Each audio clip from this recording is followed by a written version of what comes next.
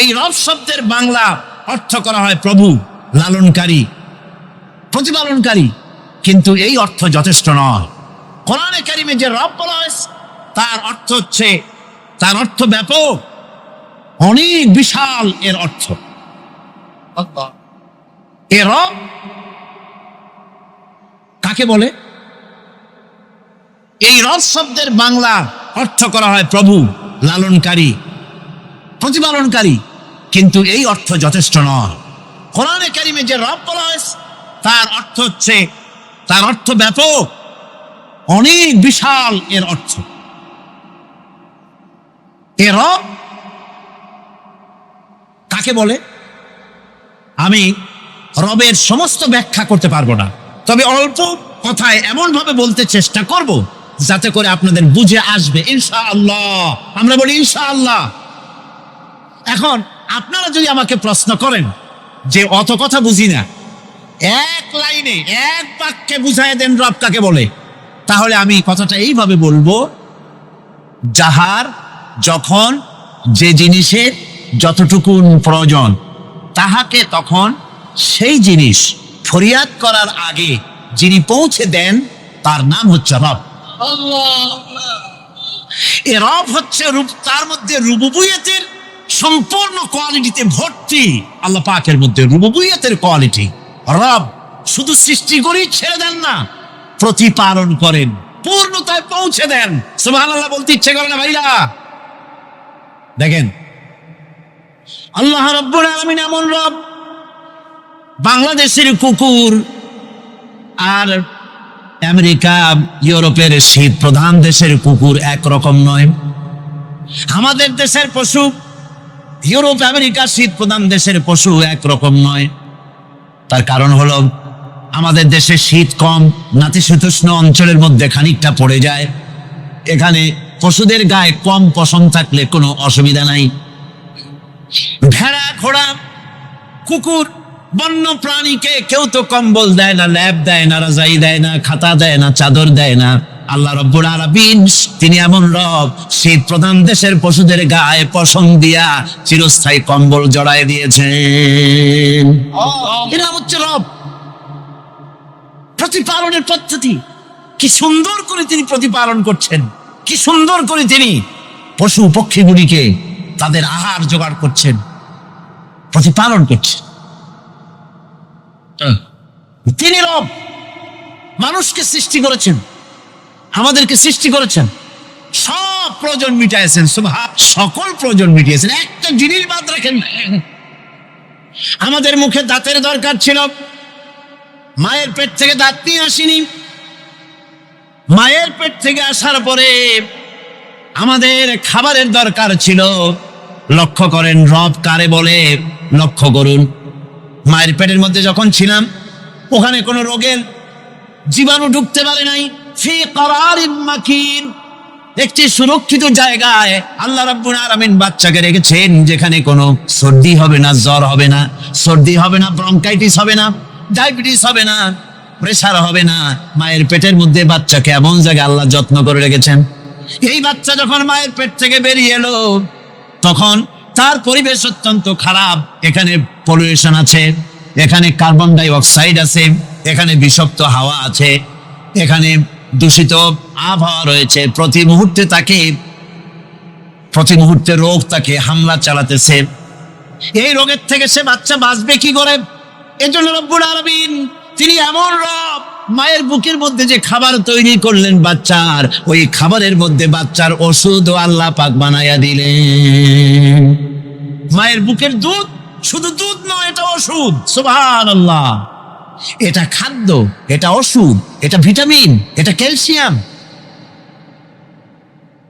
এটা কার্বোহাইড্রেট, যা দরকার বাচ্চার জন্য সব আল্লাহ মায়ের দুধের মধ্যে দিয়ে দিলেন। যতক্ষণ বাচ্চা পেটে ছিল দুধ ছিল ঘন, যখন বাচ্চা মায়ের পেট থেকে বেরিয়ে এলো দুধটা হয়ে গেল পাতলা। এই পাতলা দুধটা খাবে, ওষুধ আছে এর মধ্যে, ভিটামিন আছে, খাইতে যেন বিস্বাদ না হয়, একটু মিষ্টি দিয়ে দিলেন আল্লাহ, যাতে বাচ্চা মুখ ফিরায় না নেয়, সেজন্য খাইতে চায়। তারপরে যখন বাচ্চার হাড্ডি খেতে হবে, মাছ খেতে হবে, গোশত খেতে হবে, দুধের আর দরকার নাই। তার শরীরের ভিতরে রেজিস্ট্যান্স, রোগ প্রতিরোধক শক্তি তৈরি হয়েছে। এখন আরো ভালো খাবার দরকার। আল্লাহ রাব্বুল আলামিন মায়ের দুধকে শুকায় দিলেন, চুষ্টু আর পাওয়া যাবে না, দুধ শুকায় গেছে। এখন বাইরের খাবার খেতে হবে। আসছিল যখন বুকে দাঁত ছিল না, বাইরে যখন এলো দাঁতের যখন দরকার হলো, কোন আল্লাহর বান্দা কি আল্লাহর কাছে দরখাস্ত করেছেন যে আল্লাহ আমার কয়েকখান দাঁত দাও, দাঁত ছাড়া আমি চাবাই কেন? এই সবগুলি দাঁত কে সেট করে দিলেন? রব্বুল আলামিন দাঁতগুলিকে সেট করে দিন, মুখের মধ্যে দাঁত এসে গেল। আল্লাহ রাব্বুল আলামিন শরীরটাকে সাজিয়ে গুছিয়ে, হিউম্যান বায়োলজি যাকে বলা হয়, এই শরীরকে যে সুন্দর করে আল্লাহ পাক তৈরি করলেন বলে শেষ করা যাবে না, কত সুন্দর করে আল্লাহ পাক বানিয়েছেন। আপনার মাথার ভিতরে সেল তৈরি করা হলো, ব্রেন তৈরি করা হলো। এই ব্রেনটা শুকনা জায়গায় রাখা হয় নাই। শুকনা জায়গার মধ্যে ব্রেনটা যদি থাকতো, নড়াচড়া করে আপনার ব্রেনের যে টেকনোলজি আল্লাহ পাক ইউজ করেছেন সেটা অসুবিধাগ্রস্ত হতো। এই জন্য ক্রিম যেভাবে পানির মধ্যে ভাসা থাকে, পানির মধ্যে ভাসমান ক্রিম মাখন যেভাবে রাখা হয়, সামান্য পানির মতো করে এর ভিতরে ব্রেনটাকে রাখা হয়েছে। এই ব্রেনের ভিতরে, ব্রেন হচ্ছে পৃথিবীতে কম্পিউটার, আজকের পৃথিবীর শ্রেষ্ঠ আবিষ্কার। কিন্তু মানুষের মাথায় যে কম্পিউটার আল্লাহ পাক দান করেছেন, এই কম্পিউটারের সামনে দুনিয়ার কম্পিউটার এতিম। এবার লন্ডন গিয়েছিলাম, প্রত্যেক বছর 1.5 মাস 2 মাস সময় পাই, কিন্তু আপনারা দোয়া করেছেন এখন পার্লামেন্টে সময় দিতে হয় বেশি।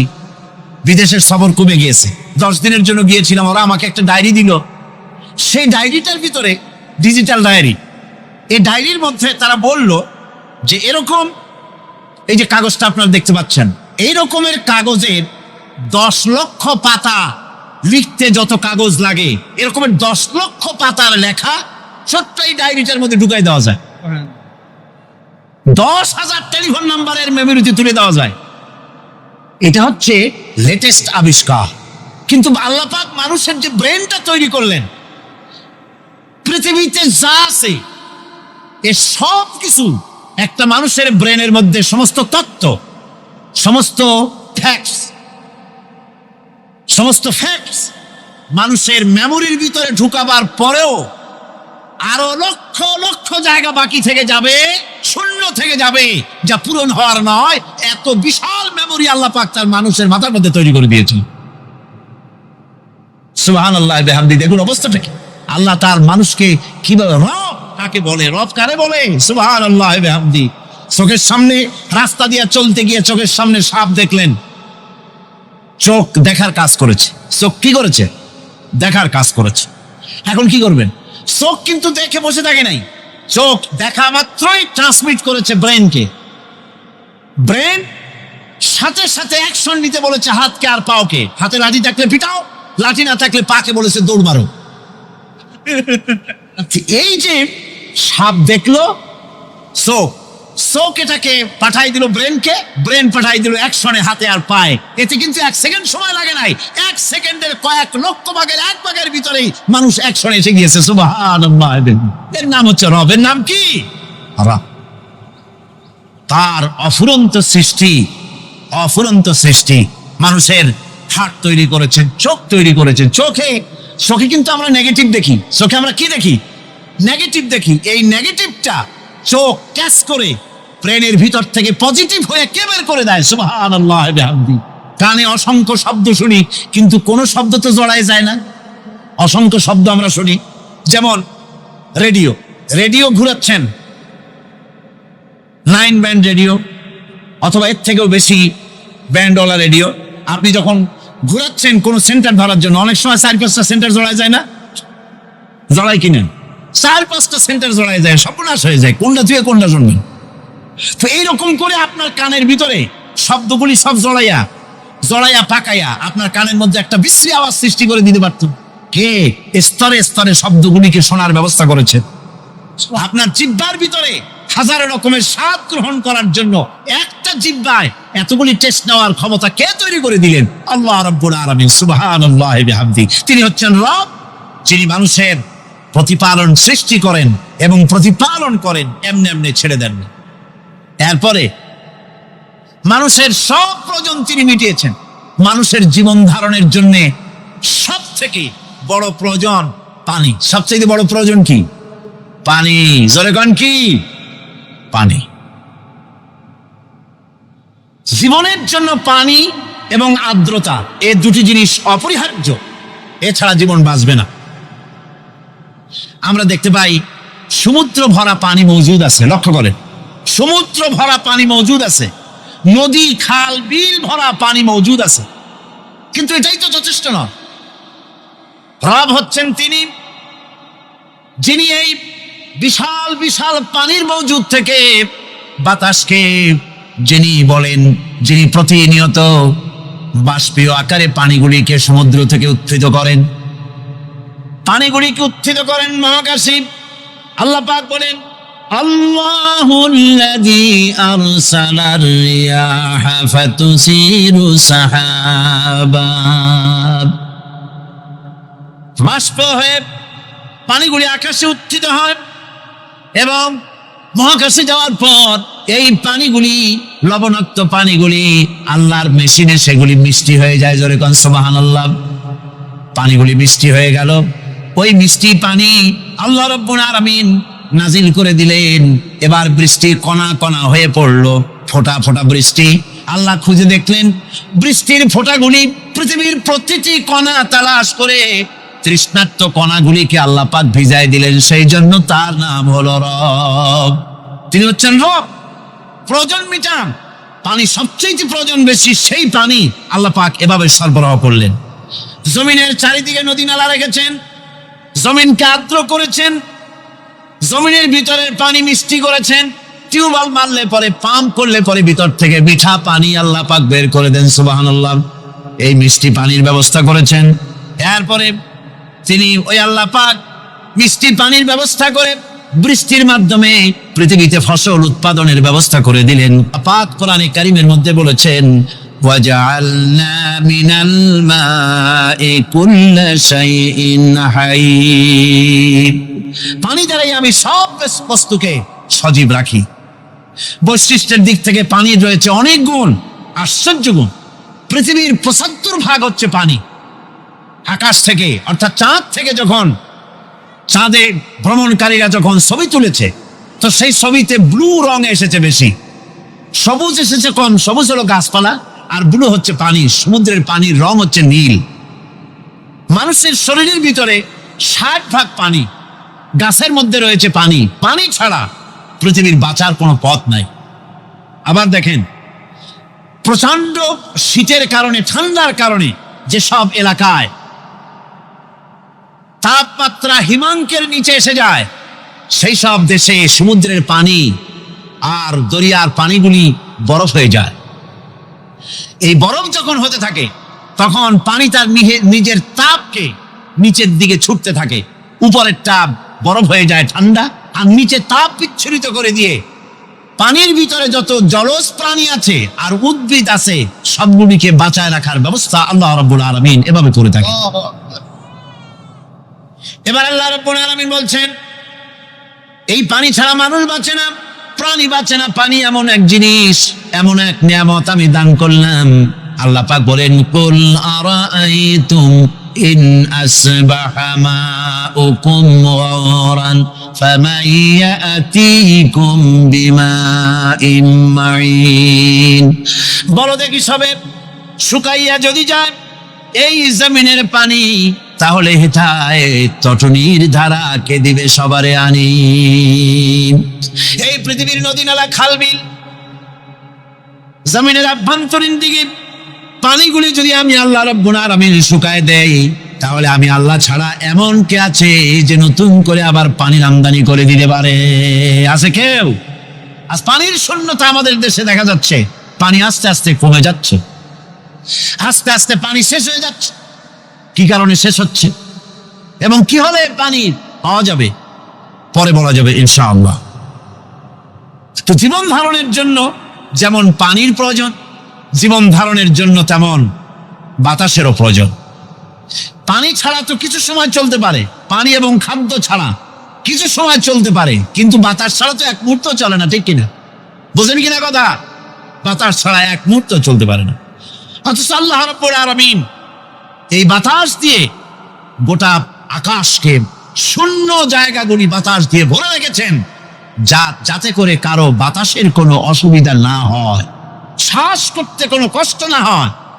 প্রাণী জগৎকে বাতাস দিয়ে বাঁচিয়ে রাখার জন্য আল্লাহ পাক মহাশূন্যকে এভাবে সব এলাকা বাতাস দিয়ে ভরে রেখেছেন। এই জন্য তার নাম হচ্ছে রব। এটাই হচ্ছে রুবুবিয়তের নমুনা।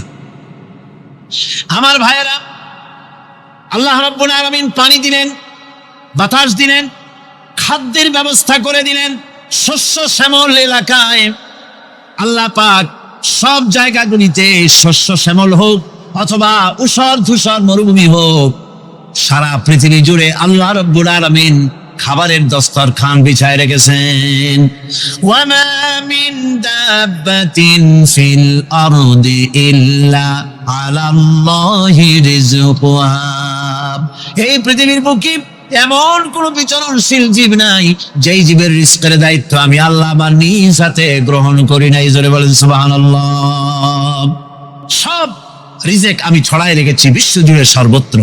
আল্লাহ পাক বলছেন, ফালইয়ানজুরিল ইনসানু ইলা তাআমিহি আন্না সাবাবনাল মা'a সাব্বা সুম্মা শাকাকনাল আরদা শাক্কা ফাআনবাতনা ফিহা হাব্বা।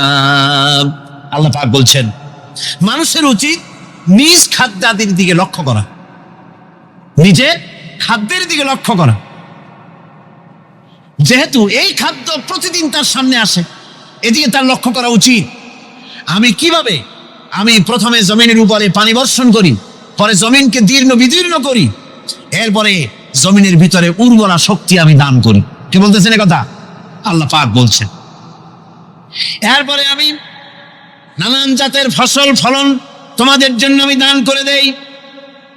খাদ্যের দিকে নজর করতে এই জন্য আল্লাহ পাক বলেছেন, মানুষ চতুর্দিক থেকে তো চোখ ফিরাতে পারে, মুখ ফিরাতে পারে, কিন্তু খাদ্যের দিকে তার নজর করতেই হয়।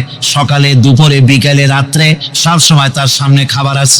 আল্লাহ পাক বলেন, খাবারের দিকে একটু নজর করো, কেমন ভাবে কি সুন্দর করে খাবারগুলি তৈরি করে দিয়েছি, শুরু কিভাবে হলো, পরিপক্ক কিভাবে হলো, সেদিকে তোমরা লক্ষ্য করো। সে লক্ষ্য তো করা নাই, সমানে খায়, বিসমিল্লাহ বলেন, আলহামদুলিল্লাহ বলেন, পাইকারি দরে খাইতেই থাকে। আল্লাহ পাক বলছেন, খাদ্যাদির দিকে লক্ষ্য করো। এই যে চাউল তোমরা খাচ্ছ, আটা খাচ্ছ, গম খাচ্ছ, মাছ খাচ্ছ, গোশ খাচ্ছ, তাম পৃথিবীর সমস্ত বিজ্ঞানী একত্রিত হয়ে একটা চাউল বানাইতে পারবে?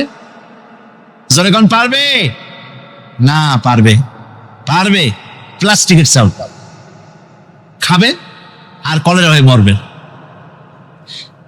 পৃথিবীর সমস্ত বিজ্ঞানীরা একত্রিত হয়ে একটি চাউল বানাতে পারবে না, একটা ডিম বানাতে পারবে না। পারবে একটা ডিম বানাতে? পারবে না।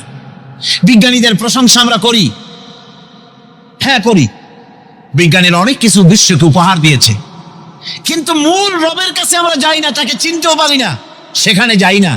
বিজ্ঞানীরা কি করেছে? আল্লাহর বানানো জিনিসগুলি তারা ডিজাইন করেছে।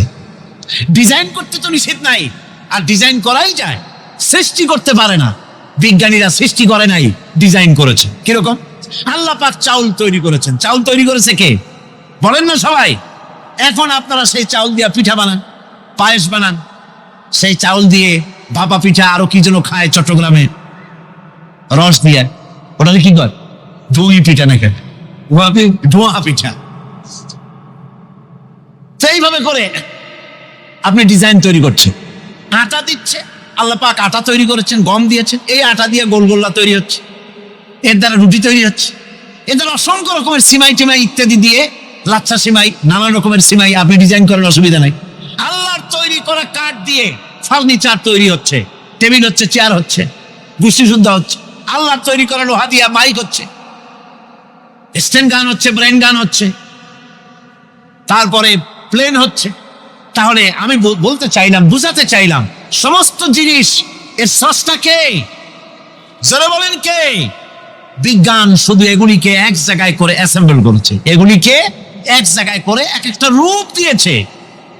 এখানে বিজ্ঞানের কৃতিত্ব আছে ঠিক, কিন্তু আপনারাই বলেন, লোহা যদি আল্লাহ তৈরি না করতেন, এই মাইক তৈরি হতো, রাইফেল তৈরি হতো? আর রাইফেল যদি নাই হতো, তাহলে কারাগারের বন্দীগুলো মারতেন কি দিয়া? রাইফেল যদি না হতো যুদ্ধ করতেন কি দিয়ে? ঠিক কিনা? যত মারামারি ইত্যাদি যা কিছু হচ্ছে, তো শুধু মারামারির জন্যই তো আল্লাহ লোহা বানান নাই। লোহার সবচাইতে বড় প্রয়োজন হচ্ছে জমিন কর্ষণ করা, জমিন চাষ করা। এই জমিন চাষের জন্য লাঙ্গল দরকার, শাবল দরকার, খন্তা দরকার, কোদাল দরকার। এই লোহার দাম তো আল্লাহ পাক এত লোহা বেশি দিয়েছেন, যার জন্য লোহার দাম কম। সোনা কম দিয়েছেন, যেহেতু সোনার প্রয়োজনীয়তা কম। লোহার প্রয়োজনীয়তা বেশি, এই জন্য লোহা বেশি দিয়েছেন, দামটা কমে গেছে, যার জন্য আপনার আমার জন্য কিনে ব্যবহারটা সহজ হয়েছে। কথা ঠিক কিনা বন্ধুগণ? আল্লাহ রাব্বুল আলামিন এইভাবে করে মানুষের রুবুবিয়াতটা, আল্লাহ পাকের রুবুবিয়াত হচ্ছে এই, তিনি মানুষকে সুন্দর করে সৃষ্টি করে যা কিছু প্রয়োজন সবকিছু খাওয়াচ্ছেন, দিচ্ছেন। সে আল্লাহ পাক প্রশ্ন করছেন, কুল মান ইয়ারযুকুকুম মিনাস সামাই ওয়াল আরদ أَمَّنْ يَمْلِكُ السَّمْعَ وَالْأَبْصَارَ وَمَنْ يَخْرُجُ الْحَيَّ مِنَ الْمَيِّتِ وَيُخْرِجُ الْمَيِّتَ مِنَ الْحَيِّ। আকাশের প্রশস্ত বুক থেকে এবং জমিনের এই প্রশস্ত বুক থেকে কে রিজিক, তোমাদের খাদ্যকে উৎপাদন করে? কে নির্জীব থেকে সজীবকে বের করেন? আর কে সজীবকে নির্জীবে পরিণত করেন? তিনি কে? তিনি হচ্ছেন আল্লাহ পাক। আল্লাহ পাক বলছেন, এই প্রশ্ন যদি তাদেরকে করা হয় তো তারা কি বলবে? আল্লাহ পাক বলেন, ওয়ামান ইউদাব্বিরুল আমরা ফাসায়াকুলুনা আল্লাহ ফাকুল আফালা তাত্তাকুন। হে নবী, এদেরকে প্রশ্ন করুন। এদেরকে যদি প্রশ্ন করা হয় এই পৃথিবীর সুন্দর পরিচালনা পদ্ধতি কে করেন, তাহলে তারা এক কথায় বলবে, নিজের থেকেই বলবে আল্লাহ। কে করছেন? সবকিছু আল্লাহ। আল্লাহ পাক বলেন, নবী তাহলে তাদেরকে বলেন, এ কথা জানার পর, এ কথা বোঝার পরেও কেন তারা ঔদাসীন্যতা দেখাচ্ছে? কেন তারা গাফিল হয়ে যাচ্ছে? কেন তারা আল্লাহ পাককে ভয় করে তার পথের অনুসারী হচ্ছে না? যে আল্লাহ রাব্বুল আলামিন এত কিছু করছেন, তিনি তার পরিচয় সম্পর্কে বলে দিচ্ছেন, ফাযালিকুমুল্লাহু রাব্বুকুমুল হক ফামাযা বা'দাল হক ইল্লাদ দালাল। নিশ্চয়ই এসবের মূলে রয়েছেন তোমাদের রব, আমাদের আল্লাহ, আমাদের রব। সুতরাং উজ্জ্বল সত্য প্রকাশিত হওয়ার পর গোমরাহি ছাড়া আর কিছুই বাকি থাকে না। সুতরাং যারা সত্যের পথের অনুসরণ করতে চায়, রবকে চিনতে হবে, আল্লাহ পাককে জানতে হবে এবং তাকে অনুসরণ করতে হবে, তাকে রব হিসেবে চিনতে হবে। আমার বন্ধুগণ, এটা হচ্ছে সেই রুবুবিয়াত ইলাহি যার দিকে হযরত মূসা আলাইহিস সালাম ইঙ্গিত করেছিলেন ফেরাউন যখন তাকে প্রশ্ন করেছিলেন, ফামান রাব্বুকুমা ইয়া মূসা। হে মূসা, তোমাদের দুজনের রব কে? তোমাদের রব, তোমাদের প্রভু কে? তিনি জবাব দিলেন, রব্বুনাল্লাযী আ'তা কুল্লা শাইইন খালকাহু সুম্মা হাদা। রব হচ্ছেন আমাদের তিনি, যিনি নাকি আমাদের প্রতিপালক, আমাদেরকে সৃষ্টি করেছেন এবং আমাদেরকে হেদায়েত দিয়েছেন, সঠিক পথের দিশা দিয়েছে। এখানে হেদায়েত হচ্ছে, এখানে হেদায়েত শব্দের অর্থ হচ্ছে সৃষ্টি শুধু করেন নাই, তাকে চলার, তার খাদ্য অনুসন্ধানের, তাকে বেঁচে থাকার সবকিছুর উপকরণ, এর কমন সেন্স, এর সাধারণ জ্ঞান আল্লাহ পাক তার সাথে দিয়েছেন। তিনি হচ্ছে রব। আচ্ছা, একটা দৃষ্টান্ত দেই। এই হেদায়েতটা কি? এই হেদায়েতটা হচ্ছে, আপনাদের বাড়িতে যদি কারো বিড়াল থাকে, বিড়াল, বিড়াল বোঝেন তো না? কি বলে এটা? বিড়াল, বিলাই নাকি বলে? বিড়াল। এই বিড়াল যদি আপনাদের কারো বাড়িতে থাকে, তো বিড়ালের প্রসবকালীন অবস্থা দেখবেন, বিড়ালের প্রসব হবে, বাচ্চা দেবে। বিড়াল তখন ঘরের মধ্যে পেরেশান হয়ে ঘুরতে থাকে, একটা নিরাপদ জায়গা খোঁজে, একটা নিরাপদ জায়গা খোঁজে। প্রসব করার 2-3 দিন আগের থেকে খুঁজতে থাকে তার জন্য নিরাপদ জায়গা কোনটা। এরপরে খুঁজতে খুঁজতে প্রসবের দিন সে সত্যিকারের ঘরের মধ্যে সবচেয়ে কোনা কানা জায়গা যেটা, সেই রকমের একটা নিরাপদ জায়গা সে বেছে নিল। এরপরে বাচ্চা হলো। বাচ্চা হওয়ার পর এই বাচ্চার উপরে কেউ যেন আক্রমণ না করে শত্রু যেন তার জায়গাটিতে না আসে। এই জন্য বাচ্চাটার তো হাত দিয়ে মায়ের মতো করে নিতে পারে না, সে আস্তে করে ঘাটটা কামড়ায় ধরে যাতে করে বাচ্চা ব্যথা না পায়। ওইভাবে করে ঘাট কামড়ায় ধরে, আজকে এই সিঁড়ির নিচে, কালকে ওই খাটের নিচে, পরশুদিন এই আলমারির কোনায়, এইভাবে বাচ্চাগুলি সরায় সরায় রেখে বাচ্চাকে প্রতিপালন করে। এই বিড়ালরাই হেদায়েত দিলটা কে?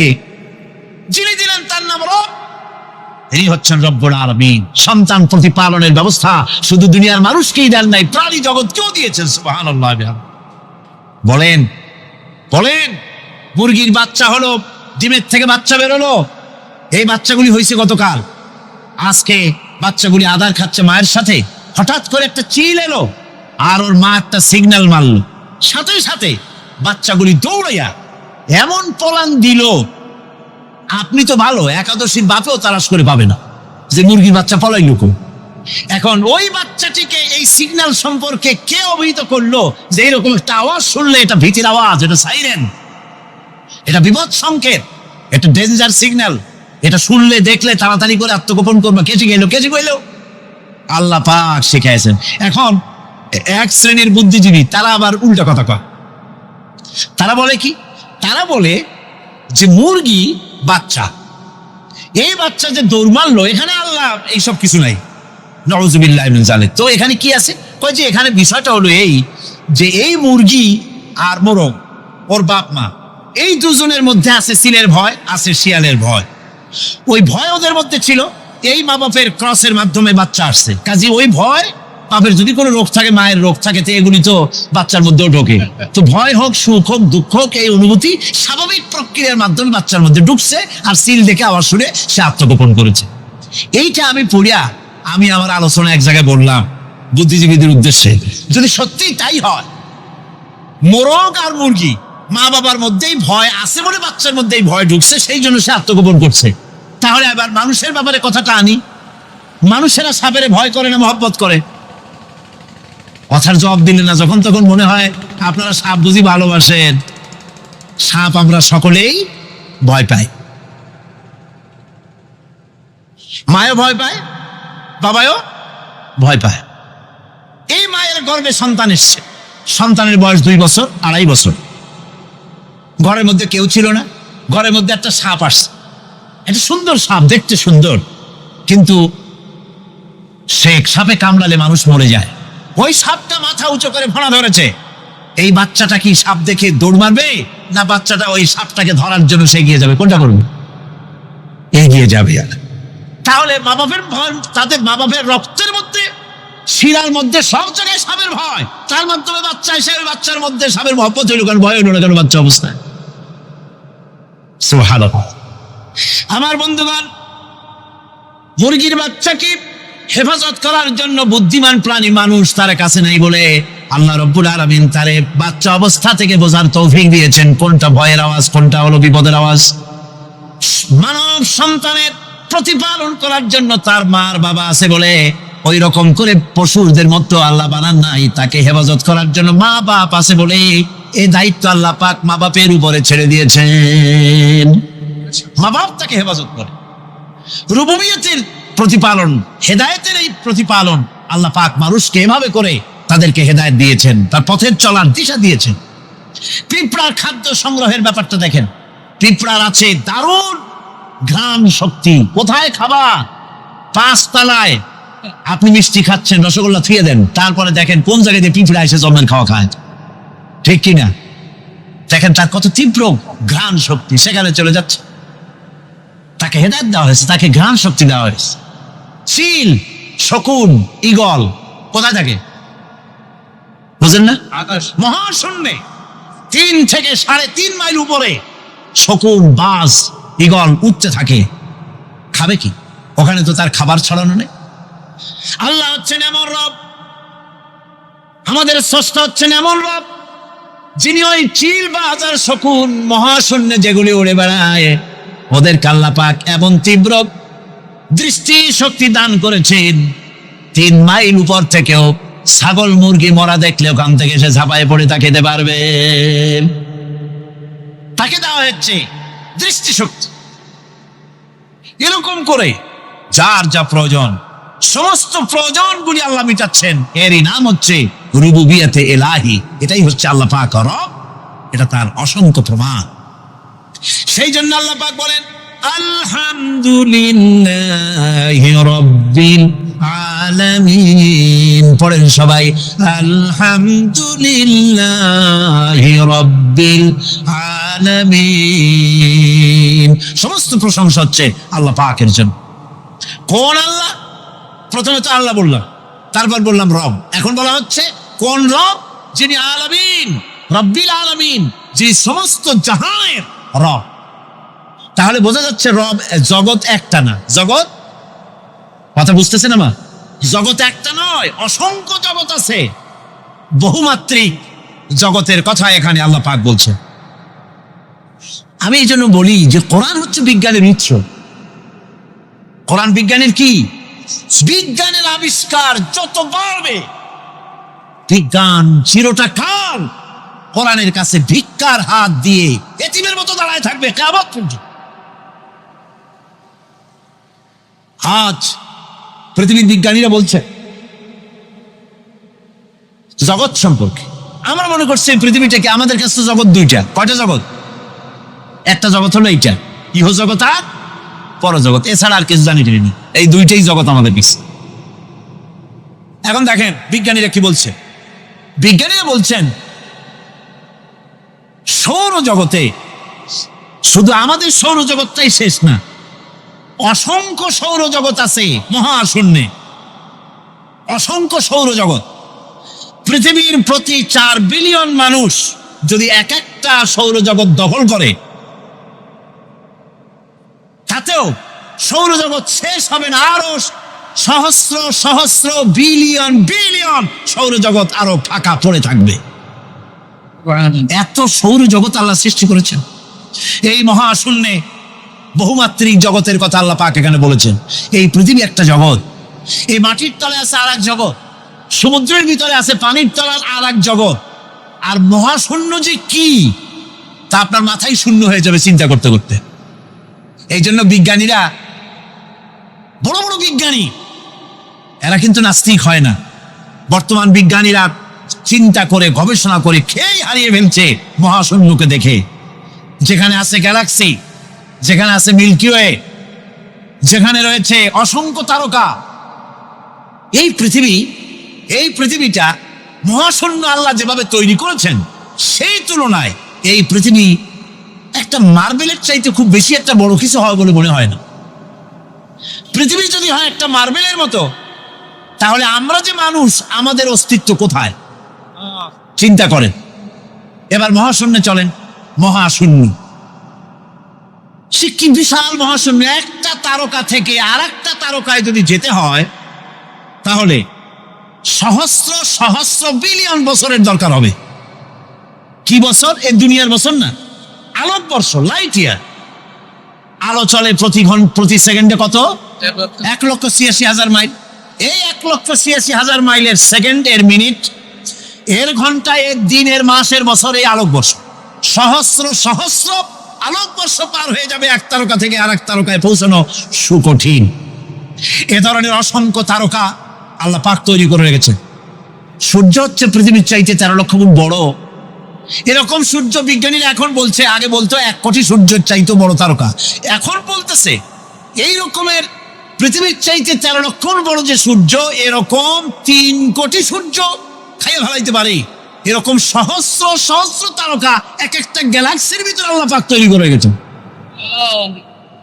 এখন মনে হচ্ছে যে এই তারকাগুলি বড় না, এই তারকাগুলির চাইতে আবার বড় জিনিস কি, সেটাকে বলা হয় ব্ল্যাক হোল।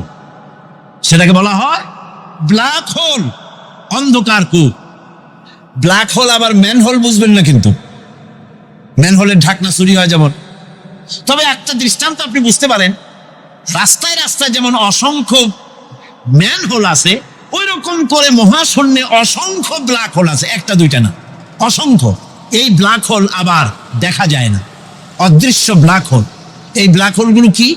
এগুলি কোরআনে কারীমের মধ্যে আল্লাহ পাক বলেছেন, ফালা উকসিমু বিমাওয়াকিন নুজুম, ফালা উকসিমু বিমাওয়াকিন নুজুম, শপথ সেই পতনের স্থানের যেখানে নক্ষত্র সমূহ ধ্বংস হয়ে যায়, ধ্বংসপ্রাপ্ত হয়, কসম সেই স্থান সময়ের। সুবহানাল্লাহ। এই অন্ধকার কূপের, এই অন্ধকূপের কসম করছেন আল্লাহ পাক।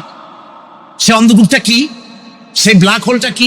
সেই ব্ল্যাক হোল হচ্ছে ওই যে তারকার কথা বললাম, যে সূর্য খাইতে পারে, 3 কোটি সূর্য খাইতে পারে, এই রকমের তারকাগুলি ঘুরতে ঘুরতে কোনো এক কারণে যখন সে ব্ল্যাক হোলের রেঞ্জের মধ্যে এসে যায়, তখন ব্ল্যাক হোল ওকে এমন ভাবে চুষে হজম করে ফেলে যেমন বাচ্চা চকলেট চুষে খাইয়া ফেলায়, এরকম ব্ল্যাক হোলগুলি অত বড় তারকাগুলি খাইয়া চুষে। সুবহানাল্লাহি বিহামদিহি। বিজ্ঞানীরা বলেছেন আমাদের এই পৃথিবীটা, আল্লাহ না করুন কখনো, আমাদের এই পৃথিবীটা যদি কোনো ব্ল্যাক হোলের আওতায় পড়ে, ওর রেঞ্জে আসে, তাহলে মাত্র 2 সেন্টিমিটারের মধ্যে পৃথিবীটা তার ঘনত্ব লাভ করে ব্ল্যাক হোলের মধ্যে অদৃশ্য হয়ে যাবে, হারায় যাবে, অস্তিত্ব থাকবে না। আল্লাহ পাক, আশ্চর্য লাগে আমার বিজ্ঞানের বইপত্র যখন পড়ি, আমার কাছে আশ্চর্য লাগে 1400 বছর আগে নবী কোনো বিজ্ঞানাগারে পড়াশোনা করেন নাই, কোন সায়েন্স দিয়ে রিসার্চ করেন নাই, সেই নবীর মুখ থেকে এমন বিজ্ঞানময় কোরআন আল্লাহ বের করালেন, যা আজকের পৃথিবীর মডার্ন যুগের বিজ্ঞানীরা কোরআনের কাছে এতিম হয়ে দাঁড়ায় আছে।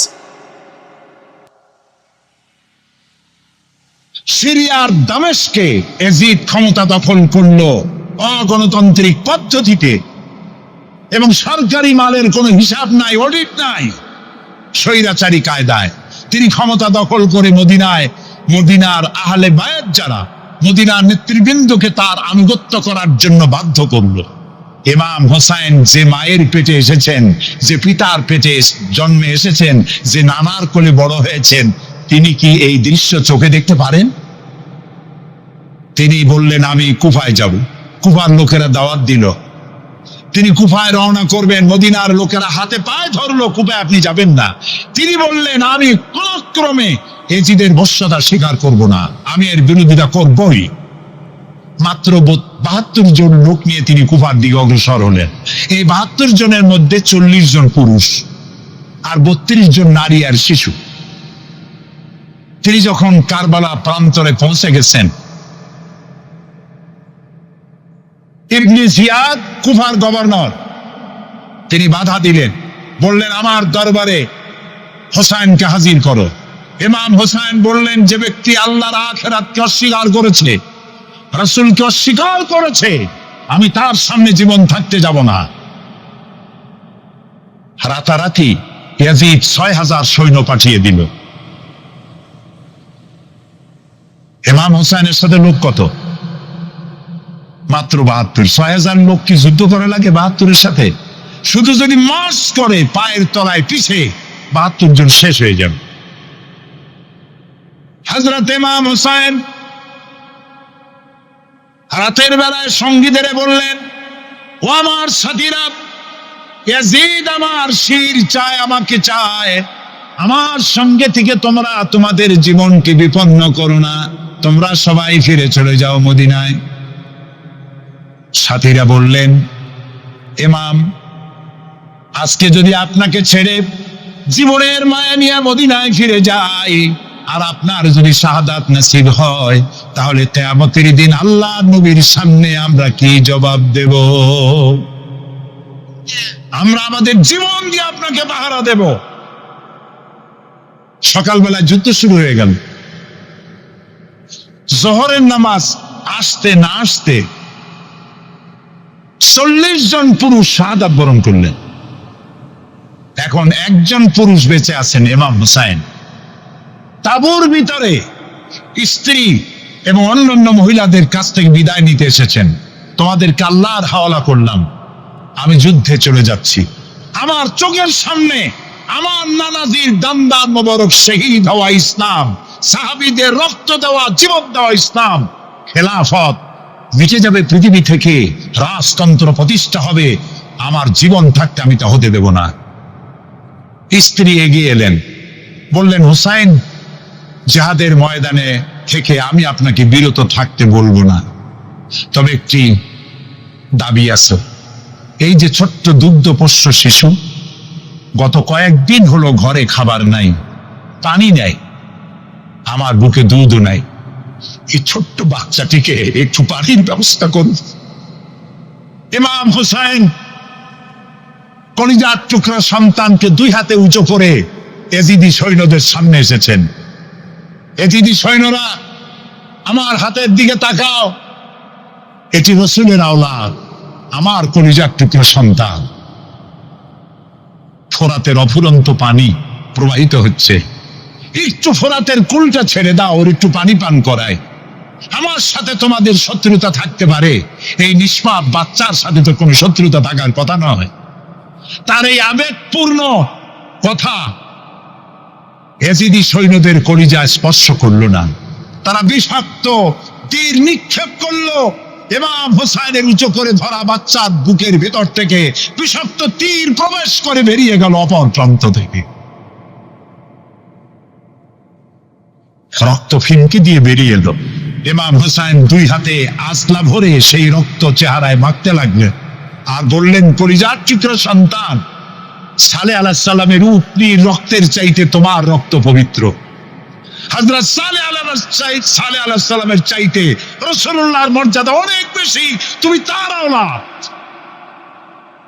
বাচ্চাকে কোলে করে নিয়ে স্ত্রীর কাছে গিয়ে বললেন, স্ত্রী, এই নাও তোমার বাচ্চা, ঠান্ডা হয়ে গেছে, এমন পানি পান করেছে কিয়ামত পর্যন্ত পানি পানি বলে তোমারে আর বিরক্ত করবে না। ইমাম হুসাইন লড়াই করলেন ময়দানে। বহু সংখ্যক সৈন্য হতাহত করে ফোরাতের কুল উন্মুক্ত করে ঘোড়ার পৃষ্ঠ থেকে নেমে এক আস্তা পানি তুলেছেন, পানি পান করবেন।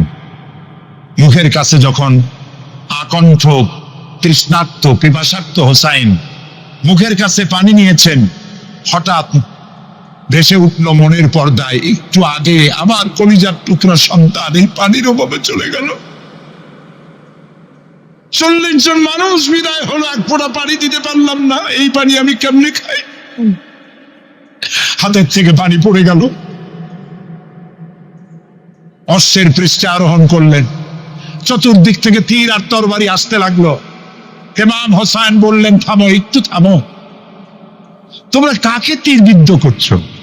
আমি কি তোমাদের রসূল মুহাম্মদ সাল্লাল্লাহু আলাইহি সাল্লামের নাতি নই? আমি কি তোমাদের রসূলের কলিজার টুকরা মা ফাতেমার নয়নের মণি নই? কেমন করে আমার গায়ে তোমরা তীর মারো? উম্মে সালমা, আমাদের মা উম্মে সালমা রাদিয়াল্লাহু তাআলা আনহা, সকাল বেলায় 11ই মুহররম সকাল বেলায় তিনি ঘরে বসে কাঁদতেছেন। কয়েকজন প্রতিবেশী মহিলা এসে বলছেন, মা আপনি কাঁদেন কেন? তিনি বলছেন, আজকে রাত্রে আমি স্বপ্নে দেখেছি রাসূলুল্লাহ আমার বাড়ি এসেছেন। আমি দেখতে পেলাম আল্লাহ রসুলের চোখ দিয়ে পানি পড়ছে, দাড়ি মোবারক ধুলা মাখা, বুক কাটা বলি। আমি জিজ্ঞেস করলাম, ইয়া রাসূলুল্লাহ, আপনি কাঁদেনি কেন? মুখখানা মলিন কেন? দাড়ি মোবারকে ধুলাবালি কেন? রাসূলুল্লাহ বললেন, উম্মে সালমা, তুমি জানো না আমি এইমাত্র কারবালা থেকে এসেছি। আমি দেখে এলাম আমার কলিজার টুকরা হুসাইনের শীত মুবারক তার দেহ থেকে বিচ্ছিন্ন করে ঘোড়ার পদতলি, ঘোড়া দিয়ে পদদলিত করা হয়েছে তার দেহ মুবারক। ইসলাম এত সহজে আসে নাই, অনেক রক্ত পাড়ি দিয়ে এসেছে ইসলাম। হযরতে হুসাইনের মস্তক মুবারক ইয়াজিদি সৈন্যরা একটা প্লেটে করে নিয়ে কুফার গভর্নর ইবনে জিয়াদের সামনে রেখেছে। ইবনে জিয়াদ চেয়ারে বসা, সিংহাসনে বসা, ইমাম হুসাইনের মস্তক মুবারক তার পায়ের কাছে রেখেছে। কলঙ্কিত ইতিহাস কি করে আমি শুনাই আপনাদেরকে? ইবনে জিয়াদ চেয়ারে বসে পায়ের কাছে রাখা ইমাম হুসাইনের ঠোঁটের উপরে লাঠি দিয়ে নাড়তেছে। হযরত যায়েদ রাদিয়াল্লাহু তাআলা আনহু 80 বছর বয়স, তিনি বলছেন, ইবনে জিয়াদ, এতক্ষণ যা করেছ মুখ বুঝে সহ্য করেছি, কিন্তু এখন যেটা তুমি করতেছো পায়ের কাছে কার ব্যথা? তুমি যে ঠোঁটের উপরে লাঠি দিয়ে নাড়তেছো, আমি যায়েদ, আমি দেখেছি রাসূলুল্লাহ 1000 বার এই মুখের উপরে চুমা খেয়েছেন। তোমার বেয়াদবি বন্ধ করো। প্রিয় ভাই সব, রাজতন্ত্র নয়, পরামর্শ ভিত্তিক সমাজ ব্যবস্থা প্রতিষ্ঠার জন্য আল্লাহ তাআলা ইসলাম দিয়েছেন, দ্বীন দিয়েছেন। আমার ছোটবেলার কথা আমি দেখেছি শর্ষিরা মাদ্রাসায় পড়তাম। আব্বা টাকা দিতেন মাদ্রাসায় যাওয়ার সময়, আবার মা আবার মুরগির ডিম বিক্রি করা, বিভিন্ন জিনিস বিক্রি করা বা বাজার করা পয়সা, উদ্বৃত্ত কিছু পয়সা আব্বার অজান্তে আমার হাতের মুঠার মধ্যে দিয়ে দিতেন। যখন মাদ্রাসার দিকে রওনা হয়েছি, পর্দার আড়াল থেকে দরজা থেকে দেখতাম, যতক্ষণ তাকায় দেখতেছি চোখ থেকে পানি দরদর করে পড়তেছে। সুবহানাল্লাহ, মা কি জিনিস! আল্লাহ আল্লাহ আল্লাহ। বিদেশে যদি কারো সন্তান মারা যায়, সবার জানার আগে কবি বলতেছেন, বিদেশে বিরাজ্য যার পুত্র মারা যায়, পশু পক্ষী না জানিতে আগে জানে মা। মায়ের কই যার তারে টান লেগে যা, মা বুঝতে পারে আমার সন্তানটা নাই। ইতালির রাজধানী রোম। রোম প্রাচীন সভ্যতার লালন ভূমি। কোরআনে কারিমে সূরায় রোম রয়েছে। এই রোম সেই রোম। এখানের বাদশার কাছে রাসূল করিম সাল্লাল্লাহু আলাইহি সাল্লাম হেরাক্লিয়াসের কাছে চিঠি পাঠিয়েছিলেন। সেই রোম 12 থেকে 15,000-এর মতো বাংলাদেশি মুসলমান সেখানে আছে। জুমার দিন, যেদিন আমি গেলাম তার পরের দিনই জুমা ছিল। জুমার নামাজ পড়লাম ভ্যাটিকানের কাছেই বিশাল মসজিদ, ইউরোপের ভিতরে সবচেয়ে বড় মসজিদ এটা। রোম ইসলামের দুশমনদের রাজধানী। সেইখানে যখন আযান হচ্ছে আশহাদু আন্না মুহাম্মাদার রাসূলুল্লাহ, আমার অনুভূতির কথা আপনাদেরকে বোঝাতে পারবো না, কি অনুভূতির সৃষ্টি হয়েছে আমার ভেতরে। ভ্যাটিকানের পোপ এক পাশে, কিছু দূরেই ভ্যাটিকান। ওটা হচ্ছে গোটা পৃথিবীর সমস্ত খ্রিস্টানদের কাবা, ভ্যাটিকান। তার পাশেই বিশাল মসজিদ, সেখানে নামাজ পড়লাম। চিন্তার ভেতরে আসলো আল্লাহ রাব্বুল আলামিন তার হাবিবের নাম, তার তাওহীদ, তার সালাতকে কিভাবে বিশ্বময় ছড়িয়ে দিলেন। আবু জাহেল চাইছিল মুহাম্মদ সাল্লাল্লাহু আলাইহি ওয়াসাল্লামকে স্তব্ধ করে দেবে মক্কার জীবনেই। অত বদনাম, সাহের, কাহেন, কাযযাব, শায়ের, নাউযুবিল্লাহি মিন যালিক, কত গালাগালি করলো। আর আল্লাহ শোনালেন, হাবিব চিন্তার কোনো কারণ নাই, ওয়ারাফা'না লাকা যিকরাক, আমি আপনার প্রশংসা বিশ্বময় ছড়িয়ে দেব। সুবহানাল্লাহি ওয়া বিহামদি। রোম প্রোগ্রাম শেষ করে আমাকে তারা নিয়ে গেল, যেটা আমি বলছি সফর কাহিনী শোনাবার সময় এটা না, যেহেতু এর সঙ্গে প্রাসঙ্গিক সেই জন্য বলছি। পাহাড় কেমনে তুলার মতো হয়ে উঠবে তার নজির দেখেছি। রোম শহর থেকে 300 মাইল দূরে, 300 কিলোমিটার দূরে নেপোলিয়ান বোনাপার্ট তার বাড়ি, এবং ওটা তার নামে একটা প্রভিন্স। ভূমধ্য সাগরের পারে ভিসুভিয়াস, পৃথিবীর সবচেয়ে বড় আগ্নেয়গিরি। সেটা দেখাতে নিয়ে যাওয়া হলো আমাকে, যে পাহাড়টা পৃথিবীর মাটি থেকে তার চূড়া হচ্ছে 3 মাইল উঁচু। এর 2 মাইল গাড়িতে করে ঘুরে ঘুরে যাওয়া যায়, এরপর আর গাড়িতে যাওয়া যায় না, বাকিটুকুন যেতে হবে হেঁটে হেঁটে। পাহাড়ের উপরে অক্সিজেন কম, বেশ কষ্ট হচ্ছিল উঠতে। জীবনে প্রথম পাহাড়ে চড়েছি জাবালে নূর, রাসূল করিম সাল্লাল্লাহু আলাইহি ওয়াসাল্লামের উপরে যেখানে ওহু হয়েছিল সর্বপ্রথম। পাহাড় চড়ার একটা অভিজ্ঞতা ওখান থেকে আমার কিছুটা হয়েছিল। খুব কষ্ট হলো বাকি 1 মাইল উঠতে। যখন ভিসুভিয়াসের একদম শীর্ষে চলে গেছি, সেখানে গিয়ে আমার সাথে 15-20 জন লোক ছিল। আমি নিজে আল্লাহু আকবার বলে আমার গলা থেকে আওয়াজ বেরিয়ে গেল। আমি দেখতে পেলাম ভিসুভিয়াসের শীর্ষে বিশাল গর্ত। আমার মনে হয় গর্তটা এই মাঠের 1/4 হবে। এই মাঠের 1/4 হবে গর্তটা। সেই গর্তটার গভীরতা হচ্ছে 1.5 কিলোমিটার।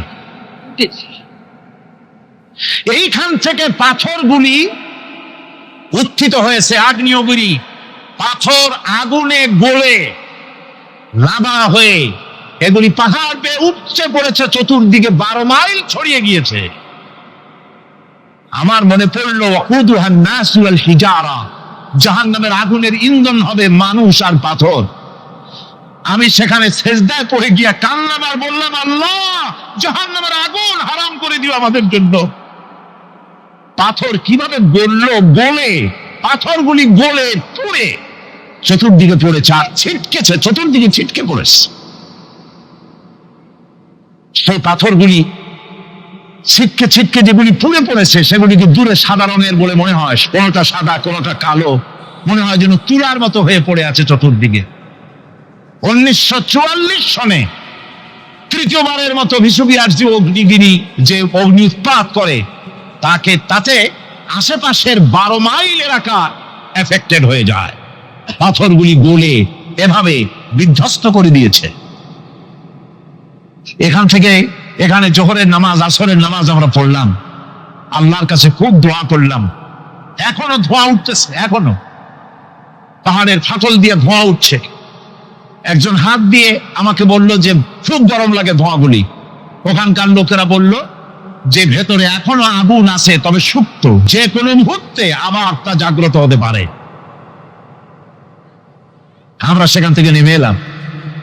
একটু কিছু দূর গিয়েই সেখানে হলো পম্পেই শহর। এই পম্পেই শহরটা হচ্ছে ঈসা আলাইহিস সালামের জন্মের 2000 বছর আগে এই শহর তৈরি হয়। ঈসা আলাইহিস সালামের জন্মের 179 বছর পর ভূমিকম্প হয়। সেই ভূমিকম্পে গোটা পম্পেই শহরটা পৃথিবীর মানুষের চোখের আড়াল হয়ে যায়, ধ্বংস হয়ে যায়, মাটির তলায় ভরাট হয়ে। আজ থেকে 200 বছর আগে মাটি খনন করতে গিয়ে এই শহর আবিষ্কৃত হয়। পুরা শহরটা খুঁড়ে তারা বের করেছে। 180 হেক্টর জমিনের উপরে এই বিশাল শহর।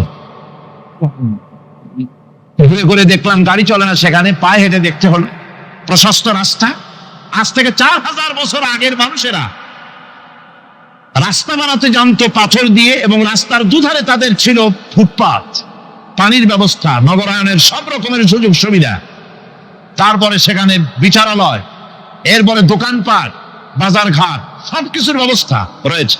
বিশাল বিশাল পাথরগুলি দিয়ে পিলার তৈরি করা। ভাবলাম এই পিলারগুলি, এই পাথরগুলি তারা কিভাবে ক্রেন ছাড়া এত উপরে উঠালো কি করে, আমার মাথায় আসলো না। পাথর কেটে কেটে সুন্দর সুন্দর অঙ্কন শিল্প তারা করেছে। এরপরে ঘুরতে ঘুরতে বাদশার রাজার বাড়িতে গিয়ে ঢুকলাম। সেখানে গিয়ে দেখলাম উলঙ্গ এত মূর্তি পাথরের তৈরি করা।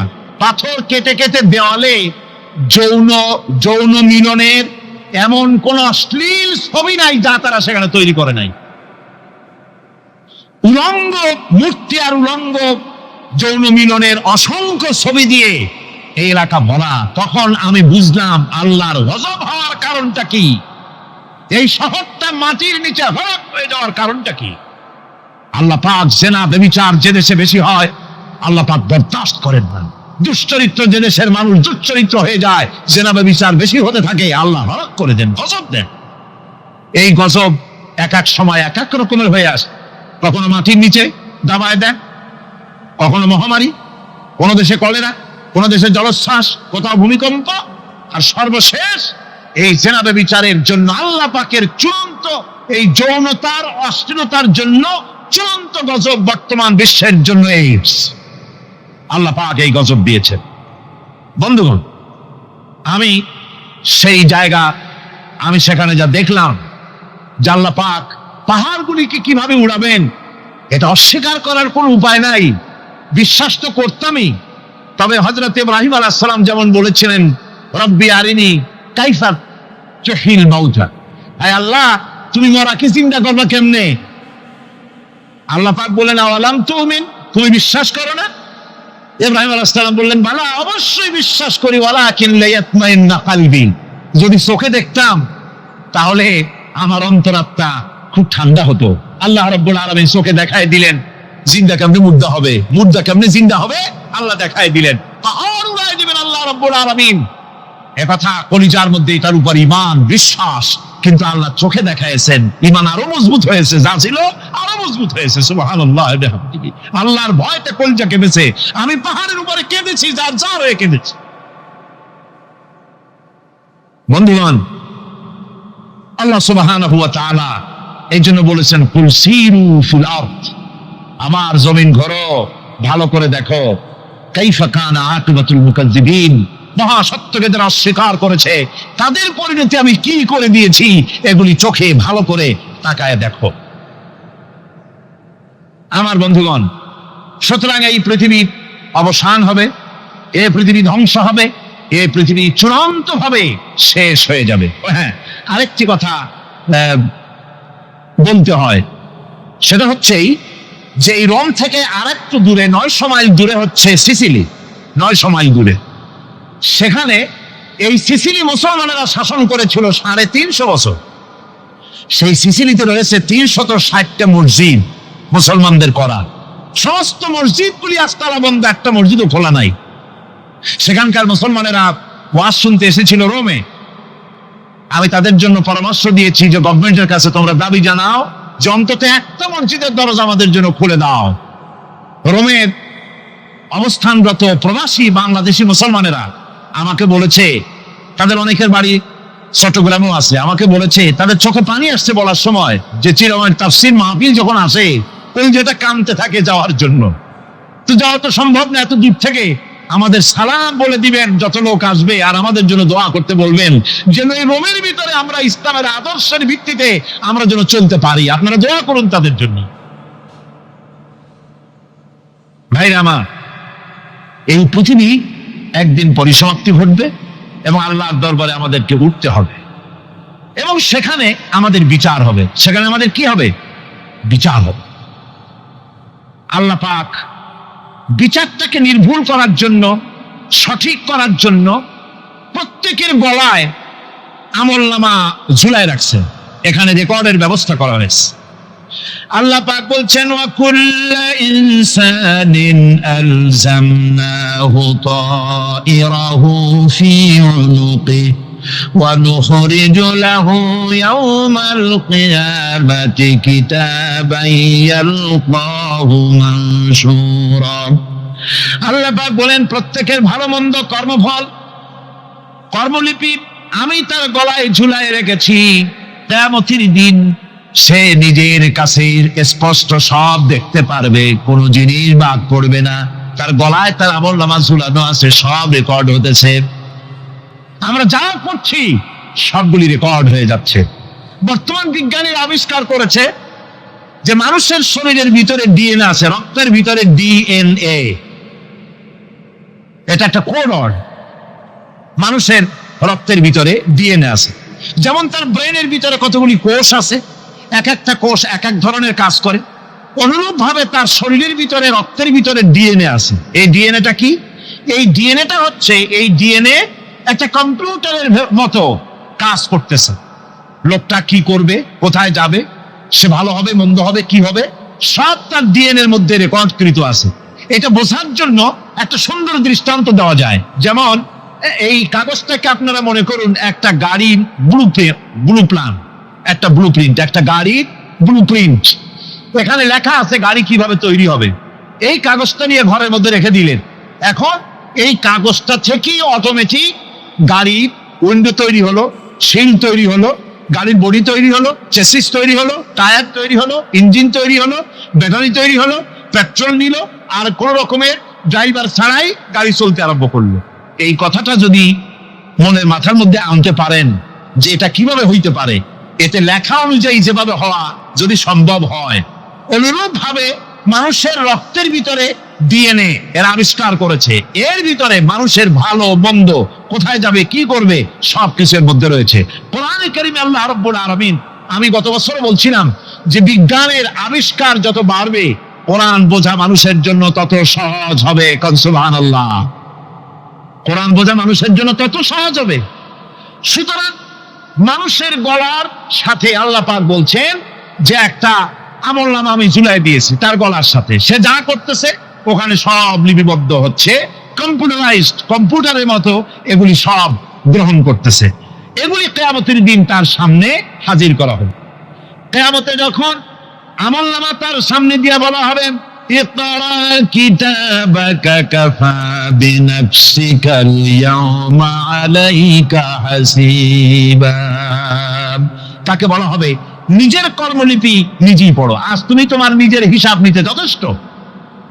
বন্ধুগণ, এই মাহফিলে যত লোক আমরা বসে আছি, আমরা আমাদের হিসাব নিতে যথেষ্ট না আরেকজন লাগবে? কোন আমরা যথেষ্ট কিনা? কথা বলছেন নাই। আমি বলতে চাইছি এটা, আমরা যদি এখন চোখ বুঝে চিন্তা করি যে পিছনের জীবনে কি করেছি, মনে পড়বে নাকি পড়বে না? বলেন সবাই, পড়বে কি পড়বে না? ছোটবেলায় কবে পায়ের নিচে কাঁটা ফুটেছিল, কবে কোথায় আছাড় খেয়েছিলেন, কবে কার বেল, তাল, আম, কাঁচা আম চুরি করে খেতে গিয়ে কি খেয়েছিলেন, তারা খেয়েছিলেন, তাকে এখন মনে নাই? আছে। তাহলে কি ওই তাল বেল চুরি করতে গিয়ে যে কিনতে খাইছিলেন সেটাও মনে আছে, ভালো মন্দ সব মনে আছে। তাহলে কোন হোটেলের রুমে কি করছিলেন, কোন স্কুলে কোন কলেজে কি করছিলেন, তারপরে জীবনে ছোট বড় ঘটনাগুলি চোখ বুঝতে মনে পড়বে না? এবার হিসাব করেন, মনে যদি পড়ে এবার হিসাব করেন আপনি জান্নাতি না জাহান্নামে। আপনি আপনার নিজের হিসাব নেওয়ার জন্য যথেষ্ট। তাকে হিসাব করতে বলা হবে, তোমার হিসাব, তোমার নিজের হিসাব নেওয়ার জন্য তুমি যথেষ্ট, তোমার হিসাব তুমি নিজেই করো, এটা পড়ো। আর সেই কিয়ামতের দিন কোন সাহায্যকারী মিলবে না। لن تنفعكم أرحامكم ولا أولادكم يوم القيامة لن تنفعكم। কিয়ামতের দিন কোনো ফায়দা হবে না, অবশ্যই কোনো ফায়দা হবে না, কোনো উপকারে আসবে না। কিয়ামতের দিন তোমার সন্তান, তোমার স্ত্রী, তোমার মাল, তোমার সম্পদ কোন উপকারে আসবে না। কিয়ামতের ময়দানে সেদিন সব তোমার সাথে বিচ্ছেদ করবে, সব পালায় যাবে।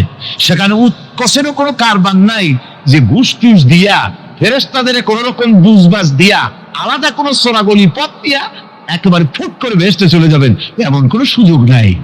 অনেকে বলে, হুজুর এমন কিছু দোয়া শিখায় দেন যাতে ওই সব জেহাদ, বোমা এগুলি খুব ভয় পাই, ওসব রাস্তা টাস্তা না, খুব সহজে কিছু দোয়া দুরূদ করিয়া আস্তে করে জান্নাতে চলে যাওয়া যায়, এরকম একটা দোয়া, এরকম একটা পথ বলে দেন। আমি বলি, ভাই এরকমের কোন সূরাগলি আমার রাসূল আবিষ্কার করতে পারেন নাই। আল্লাহর পয়গম্বরের এই ধরনের কোন পথ আবিষ্কার করতে পারেন নাই। সেখানে কিয়ামতের দিন কাউকে উৎকোষ গ্রহণ করার কেউ নাই, উৎকোষ দেওয়া যাবে না। আর উৎকোষ দিবি নেবে কি? আপনার কাছে কিছু নাইও, থাকলেও নেওয়ার কেউ নাই। এই দুনিয়ায় ফাঁকিবাজি করে বহুত কিছু করা যায়, কিন্তু কিয়ামতের মাঠে এগুলি কিছুই চলবে না। اليوم لا ينفع مال ولا بنون। কিয়ামতের দিন ধন, সন্তান, সন্ততি আর সম্পদ কোনো কাজে লাগবে না। সেদিন শুধু আমল, আমল যদি ভালো হয় কাজে লাগবে, আমল খারাপ হবে সব শেষ হয়ে যাবে। আল্লাহ রাব্বুল আলামিন নবীজিকে ডেকে বলেছেন, নবী আপনি বলেন, কুল মা কুনতু বিদআম মিনার রাসূল। আপনি বলুন আমি কোন নতুন রাসূল নই, আমার আগে অনেক নবী রাসূল পৃথিবীতে এসেছেন, তারা বিদায় হয়ে গেছেন। আমি জানি না কিয়ামতের দিন আল্লাহ রাব্বুল আলামিন আমার সাথে কি ব্যবহার করবেন, আর আমি এও জানি না যে কিয়ামতের দিন আল্লাহ পাক তোমাদের সাথে কি ব্যবহার করবেন।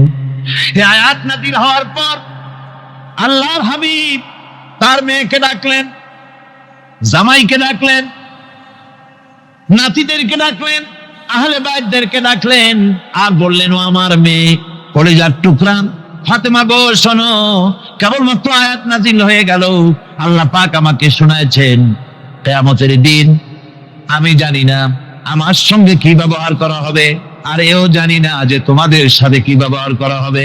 ও আমার কলিজার টুকরা মেয়ে ফাতেমা, কিয়ামতের দিন মুহাম্মদ সাল্লাল্লাহু আলাইহি ওয়াসাল্লামের মেয়ে, এই হিসাবে তোমার নাজাতের ফয়সালা হবে না।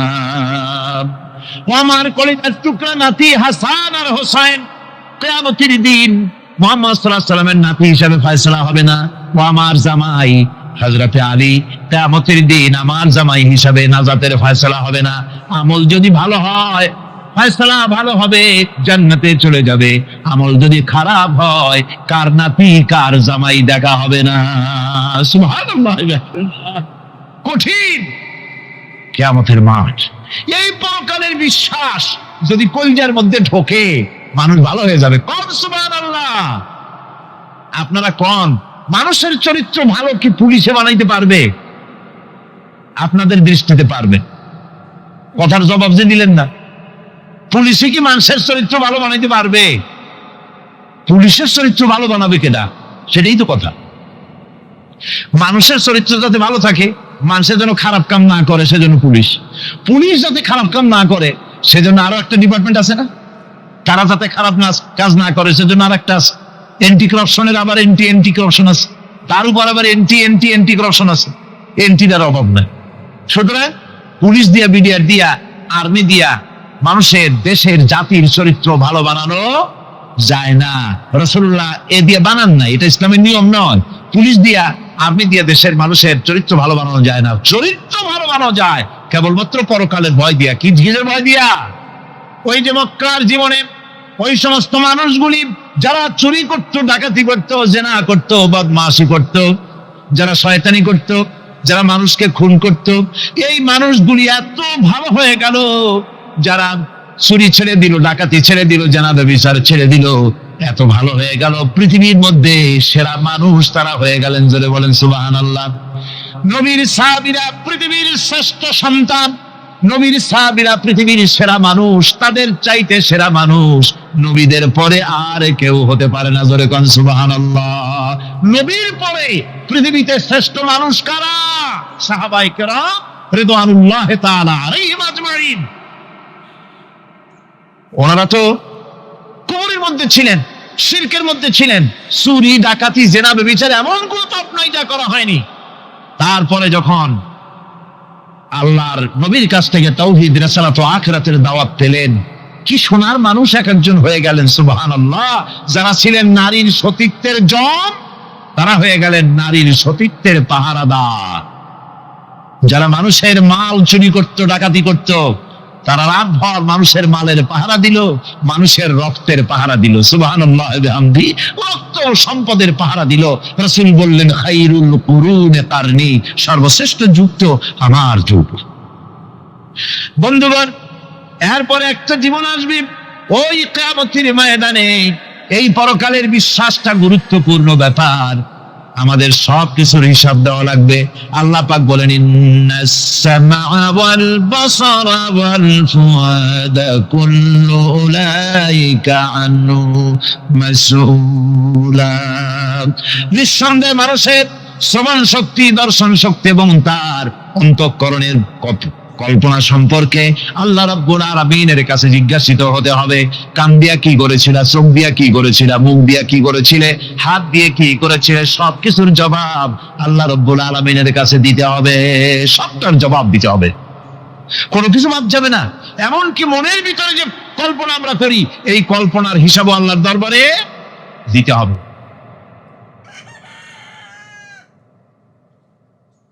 হযরতে জাফর চলে গেলেন নিজের বাড়িতে। স্ত্রীকে ডেকে বললেন, স্ত্রী, রাসূলুল্লাহ আমাকে নির্দেশ করেছেন মুতার প্রান্তরে যুদ্ধে যাওয়ার জন্য।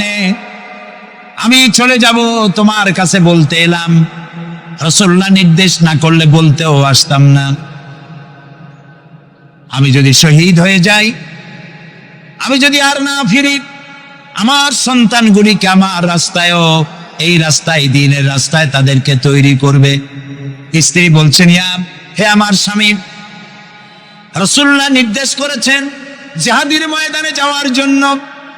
আমি আপনাকে বাধা দেওয়ার হিম্মত রাখি না, তবে আমি আল্লাহর কাছে হাত তুলে বলি। তিনি দোয়া করতে লাগলেন, রব্বুল আলামিন, আমার স্বামী রাসূলুল্লাহ নির্দেশে জিহাদের ময়দানে যেতেছেন, তুমি মেহেরবানি করে আমার স্বামীকে জিহাদের গাজী বানায়া আমার কাছে ফিরাইয়া দিও। হযরতে জাফর তরবারিটা খাপের মধ্য থেকে বের করে তরবারির উল্টা দিক দিয়া স্ত্রীর মুনাজাত করা অবস্থায় তার হাতের উপরে মৃদু আঘাত করলেন আর বললেন, স্ত্রী হাত নামাও, উল্টা দোয়া করো না। রাসূলুল্লাহ আমার নাম দ্বিতীয় নম্বরে বলেছেন, আমার আগেও একজন আছে, পরেও একজন আছে, মুতার প্রান্তরে আমি যে শহীদ হব তাতে কোনো সন্দেহ নাই। উল্টা দোয়া করো না, বরং আমার শাহাদাত মঞ্জুরের জন্য দোয়া করো, আর এই আমার সন্তানগুলিকে দ্বীনের রাস্তায় পরিচালিত করো। আর আমি তোমার কোনো হক আদায় করতে পারি নাই, আমারে মাফ করে দিও। হযরতে জাফর সালাম দিয়ে চললেন, পিছনে স্ত্রী কাটা কবুতরের মতো ছটফট করছে, আর ছোট ছোট বাচ্চারা পিছনে দৌড়াচ্ছে, আব্বা আব্বা বলে কাঁদতেছে। হযরতে জাফর পিছনের দিকে একবার ফিরে তাকায়, দেখলেন না কে কান্দে কে দৌড়ায়। যুবক আব্দুল্লাহ বিন রাওয়াহা, তিনি নতুন বিবাহ করেছেন, আজকের রাত তার বাসর সজ্জার রাত। রাসূলুল্লাহ হুকুম করেছেন জিহাদে যেতে হবে। তিনি চলে গেলেন নিজের বাড়িতে। বাড়ি গিয়ে শুনতে পান রাতের বেলায় স্ত্রী তেলাওয়াত করতেছেন কোরআনে কারীম। হযরতে জাফর হযরতে আব্দুল্লাহ বলছেন, স্ত্রী একটু কোরআন পড়া বন্ধ করো, আমার কথা শোনো। আল্লাহর নবী আমাকে জিহাদের জন্য যাওয়ার জন্য আমাকে নির্দেশ করেছেন, আমি জিহাদে চলে যাচ্ছি।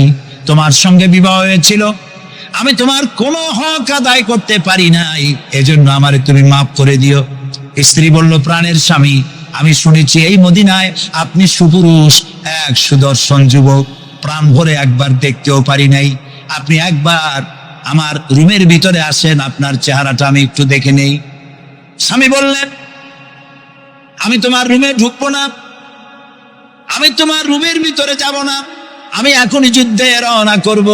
স্ত্রী বলছেন, প্রাণের স্বামী, রুমের ভিতরে প্রবেশ করলে পরে আমি কোনো প্রেম নিবেদন করব না, শুধু একবার চেহারাটা ভালো করে দেখে রাখতে চাই, কারণ কিয়ামতের ময়দানে আমি যেন আপনাকে স্বামী বলে চিনে নিতে পারি। হযরত আব্দুল্লাহ বলছেন, প্রিয়তমা স্ত্রী শোনো, যদি তোমার এই ধারণাই হয়, এই নিয়ত যদি থাকে, আর আমার শাহাদাতের পরে যদি তুমি সবর করতে পারো, আমাকে আর দেখার দরকার নাই। আল্লাহ যদি আমার শাহাদাত মঞ্জুর করেন, তাহলে কিয়ামতের দিন জান্নাতের ভেতরে তোমাকে আমাকে স্বামী স্ত্রী হিসাবে আল্লাহই পরিচয় করাইয়া দিবে। হযরত আব্দুল্লাহ চলে গেলেন জিহাদের ময়দানে। যুদ্ধ শুরু হয়ে গেল। 3000 সৈন্য রাসূলুল্লাহর পাঠানো সাহাবীদের প্রচন্ড আক্রমণে রোমান সৈন্যরা পালায়ে কুল পাচ্ছে না। হযরতে যায়েদ শহীদ হলেন।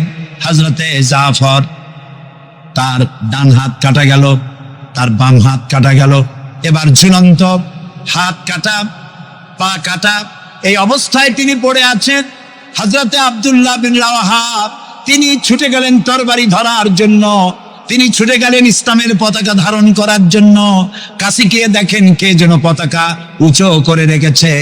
কাছে গিয়ে দেখেন হযরতে জাফর, হাত কাটা দুদিকে পড়ে আছে, পা কাটা দুদিকে পড়ে আছে, শূন্য মাথাটা তার।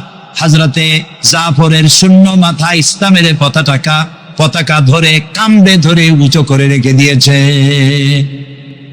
হযরতে জাফর শাহাদাতের সময় বলেছিলেন, ও আমার রাসূলের সাহাবীরা, আল্লাহ রাসূলকে আমার বিদায় সালাম আরজ করে দিও। আমি এখন আমার নাকের ভিতরে জান্নাতের সুঘ্রাণ পেতেছি, আমার মনে হয় এখনই আমার শাহাদাত নসিব হয়ে যাবে। ও জাফর, তোমার শাহাদাতের পরে আল্লাহ তোমার সাথে কি ব্যবহার করেছেন? হযরতে জাফর বলেন, আল্লাহ তাআলা আমাকে জান্নাতের নাজ ও নিয়ামত দিয়ে আমাকে জিজ্ঞাসা করেছেন, তুমি আর কি চাও? আমি বলেছি, রব্বুল আলামিন, কিচ্ছু চাই না, জমিনে আর একবার পাঠাও, তোমার দ্বীনকে প্রতিষ্ঠার জন্য, তোমার দ্বীনের রাস্তায় আর একবার জীবন দিয়ে আসি। হযরতে লোকমান, তিনি তার সন্তানকে ডেকে বলছেন, কত বড় নসিহত, লক্ষ্য করেন। সন্তানকে ডেকে বলছেন, ইয়া বুনাইয়া, হে কলিজার টুকরা সন্তান, ইন্নাহা ইন তাকু মিসকালা হাব্বাতিন মিন খারদালিন, তোমার জীবনের কোনো একটি আমল, তা যদি সরিষার দানা পরিমাণ হয়। হযরত লোকমান যখন এসেছিলেন তখন পৃথিবীটা বিজ্ঞানের যুগ ছিল না। নবী করিম সাল্লাল্লাহু আলাইহি সাল্লাম বিজ্ঞানের যুগে আসেন নাই, কিন্তু তারপরে আর কোন নবী আসবেন না বলে আল্লাহ তাআলা সরিষার দানার কথা ব্যবহার করেন নাই, জাররা শব্দ ব্যবহার করেছেন। জাররা হচ্ছে পরমাণু, অণু পরমাণু পরিমাণ ফামাইয়ামাল মিসকালা জাররাতিন শাররান ইয়ারা ওয়ামাইয়ামাল মিসকালা জাররাতিন শাররাই, প্রথমটা খায়রান ইয়ারা। তো এখানে আল্লাহ তাআলা জাররা শব্দ ব্যবহার করেছেন, যেহেতু এখন বিজ্ঞানের যুগ, আর আল্লাহ তাআলার কাছে সবটাই, সমস্ত কাল হলো বর্তমান কাল, অতীত ভবিষ্যৎ কোন বলে কোনো কাল নাই। এই জন্য নূহ আলাইহিস সালামের যুগটা ছিল বৈজ্ঞানিক যুগ, ছিল না হযরতে লোকমানের সময়। তাই আল্লাহ তাআলা সে সময় সরিষা পাওয়া যেত, সরিষার কথা বলেছেন। এখন তো অণু পরমাণু দিয়ে অ্যাটম বোমা তৈরি করা হয়, বিভিন্ন মারণাস্ত্র তৈরি হয়, সামান্য অণু সেটাকে ভেঙ্গে চুরে আরো পরমাণু, আরো ছোট্ট ক্ষুদ্রাতি ক্ষুদ্র জিনিস দিয়ে ধ্বংস করে দেওয়া যায় এলাকা থেকে এলাকা। সেই জন্য আল্লাহ তাআলা জাররা শব্দ ব্যবহার করেছেন, এখানে সরিষার দানার কথা ব্যবহার করছেন। আল্লাহ তাআলা বলেন, হযরত লোকমান বলছেন, আমার প্রিয় সন্তান, যদি তোমার কোন সরিষা পরিমাণ আমলও যদি পাথরের ভিতরে কোথাও লুকিয়ে থাকে, মহাশূন্যে যদি হারিয়ে যায়, মরুভূমির ভিতরে যদি হারিয়ে যায়, আকাশ এবং পৃথিবীতে কোথাও যদি তা লুকিয়ে থাকে, অবশ্যই আল্লাহ রাব্বুল আলামিন কিয়ামতের দিন তা উপস্থিত করবেন। কত বড় কথা! সরিষার দানা পরিমাণ আমল যদি আল্লাহ কিয়ামতে উঠান, জেনা, ব্যভিচার, মদ, জুয়া, এই সমস্ত বড় বড় পাপ আল্লাহ দেখাইতে পারবেন না? পারবেন। সন্তানকে কিভাবে নসিহত করতে হয়, সন্তানকে গুলশানে 4টা বাড়ি দেওয়া, বাড়ি রেখে যাওয়া, ব্যাংকে হাজার হাজার কোটি টাকা ব্যাংক ব্যালেন্স রেখে যাওয়া সন্তানের জন্য কল্যাণকর নয়। রাসূলুল্লাহ বলেছেন, মাতা পিতার পক্ষ থেকে সন্তানকে ইলম শিক্ষা দেওয়া, আদব শিক্ষা দেওয়ার চাইতে উত্তম উপহার মা বাপের পক্ষ থেকে সন্তানের জন্য দেওয়ার আর কিছুই নাই। হযরত আলী রাদিয়াল্লাহু তাআলা আনহু বলছেন, লাইসাল ইয়াতীমুল্লাযী قد مات والده بل اليتيم يتيم العلم والأدب। যার বাপ মা মারা গেছে, যার পিতা মারা গেল, সেই প্রকৃত এতিম নয়। প্রকৃত এতিম হচ্ছে যার কাছে কোরআন হাদিসের জ্ঞান নাই আর আদব নাই। যে সন্তানকে যদি পিতা মাতা আদব শিখাতে না পারে, ইলম দিতে না পারে, তাহলে পিতা বেঁচে থাকতেই সেই সন্তান সে এতিম বানায় গেল, সে কিছুই শিখল না। এই জন্যে হযরত লোকমান তার সন্তানকে শিখালেন, দেখো সরিষা পরিমাণ আমলও যদি করো তাও পলায় থাকতে পারবে না। সুতরাং তুমি তোমার আমল সম্পর্কে সতর্ক হও। আল্লাহ তোমার সমস্ত আমলগুলি দেখতে পাচ্ছেন। আল্লাহ দেখতে পাচ্ছেন না সব? আল্লাহ রাব্বুল আলামিন বলেন, وَيَعْلَمُ مَا فِي الْبَرِّ وَالْبَحْرِ وَمَا تَسْقُطُ مِنْ وَرَقَةٍ إِلَّا يَعْلَمُهَا। এই পৃথিবীতে যদি কোনো একটি সমুদ্রের মধ্যে কি হয়, স্থলভাবে কি হয়, আল্লাহ রাব্বুল আলামিন বলেন, আমি জানি। শুধু তাই নয়, পৃথিবীর কোনো একটি গাছের পাতা যদি পড়ে যায়, তাহলে কোন দেশের কোন গাছের কোন পাতাটি পড়েছে, আমি আল্লাহ রাব্বুল আলামিনের দরবারে তার খবর হয়ে যায়। এই কথা যদি পিতা মাতা সন্তানদেরকে কাছে নিয়ে যদি বলে, বাবা জেনা, ব্যভিচার, মদ, জুয়া, শয়তানি, চাঁদাবাজি, মাস্তানি এগুলি করবে না, এগুলি একদিন মরা লাগবে, আল্লাহর কাছে হিসাব দিতে হবে। মা বাবা যদি বলতো এরকম, সন্তানগুলি ভালো হইতো। ঠিক কিনা কোন? জোরে বলেন ঠিক কিনা? প্রিয় ভাই সব, কোরআনে কারিমের অসংখ্য আয়াতের মধ্য থেকে একটি আয়াত যদি আমরা মনে প্রাণে বিশ্বাস করতে পারতাম, আমল করতে পারতাম, আমাদের চরিত্র ভালো হয়ে যেত।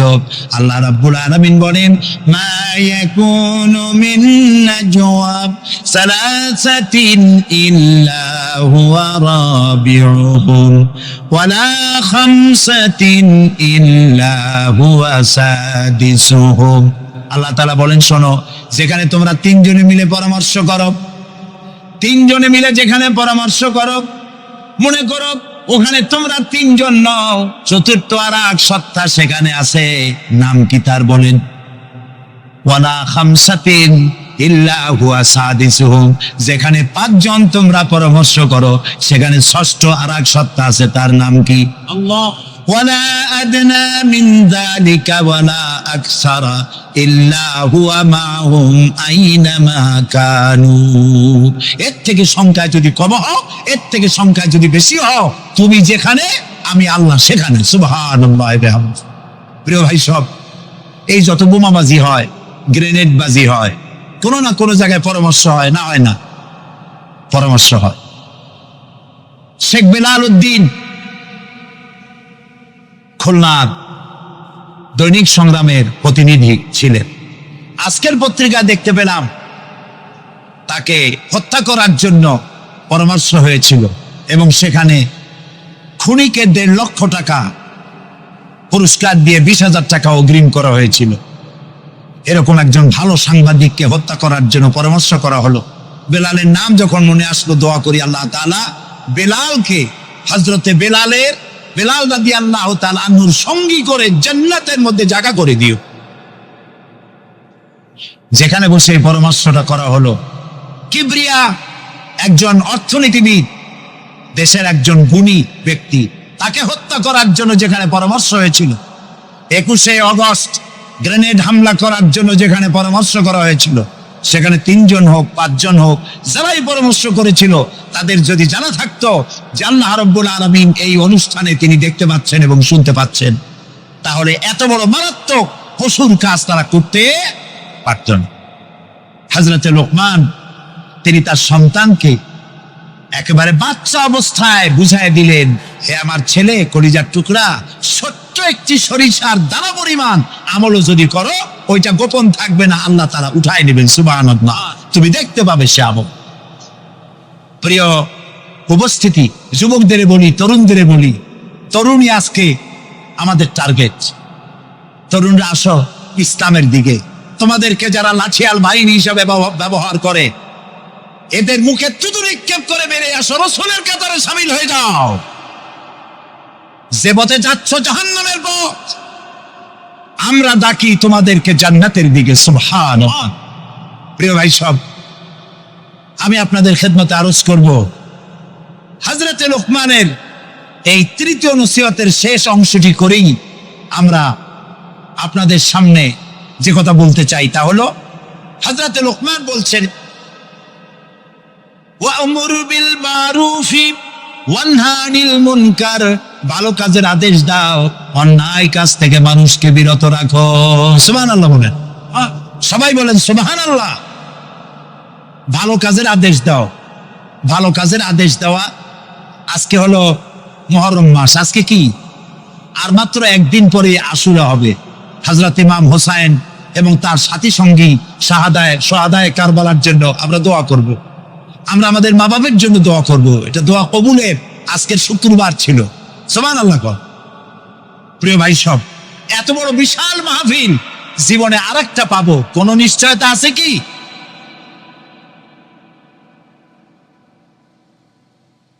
3 নম্বর নসিহতের শেষ অংশ হচ্ছে, হে প্রিয় বৎস, ভালো কাজের আদেশ করবা আর অন্যায় কাজের বিরোধিতা করবা।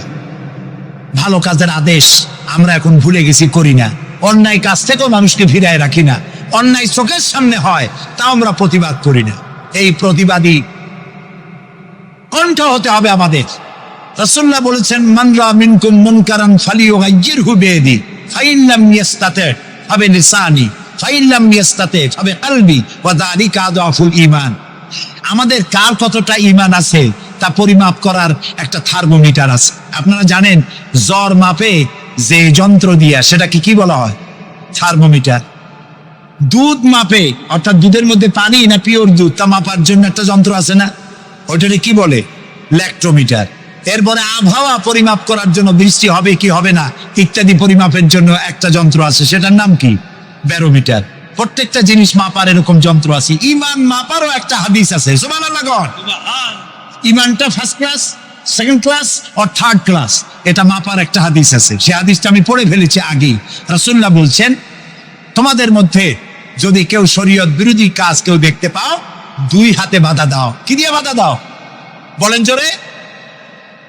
শক্তি প্রয়োগ করে বাধা দাও। ফাইন লাম ইয়াস্তাতে, যদি তুমি তা না পারো তাহলে মুখ দিয়ে বাধা দাও।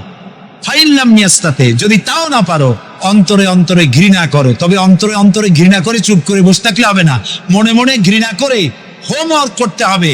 মনের মধ্যে এই চিন্তা রাখতে হবে যে এই অন্যায় কাজকে নির্মূল করার জন্য কি করা যায়, সে সম্পর্কে পরিকল্পনা নিতে হবে। আর এটা হলো ওয়াযালিকা আযআফুল ঈমান, আর এটা হলো ঈমানের একদম থার্ড ক্লাস, তৃতীয় পর্যায়। এরপরে ঈমানের আর কোনো অংশ নাই।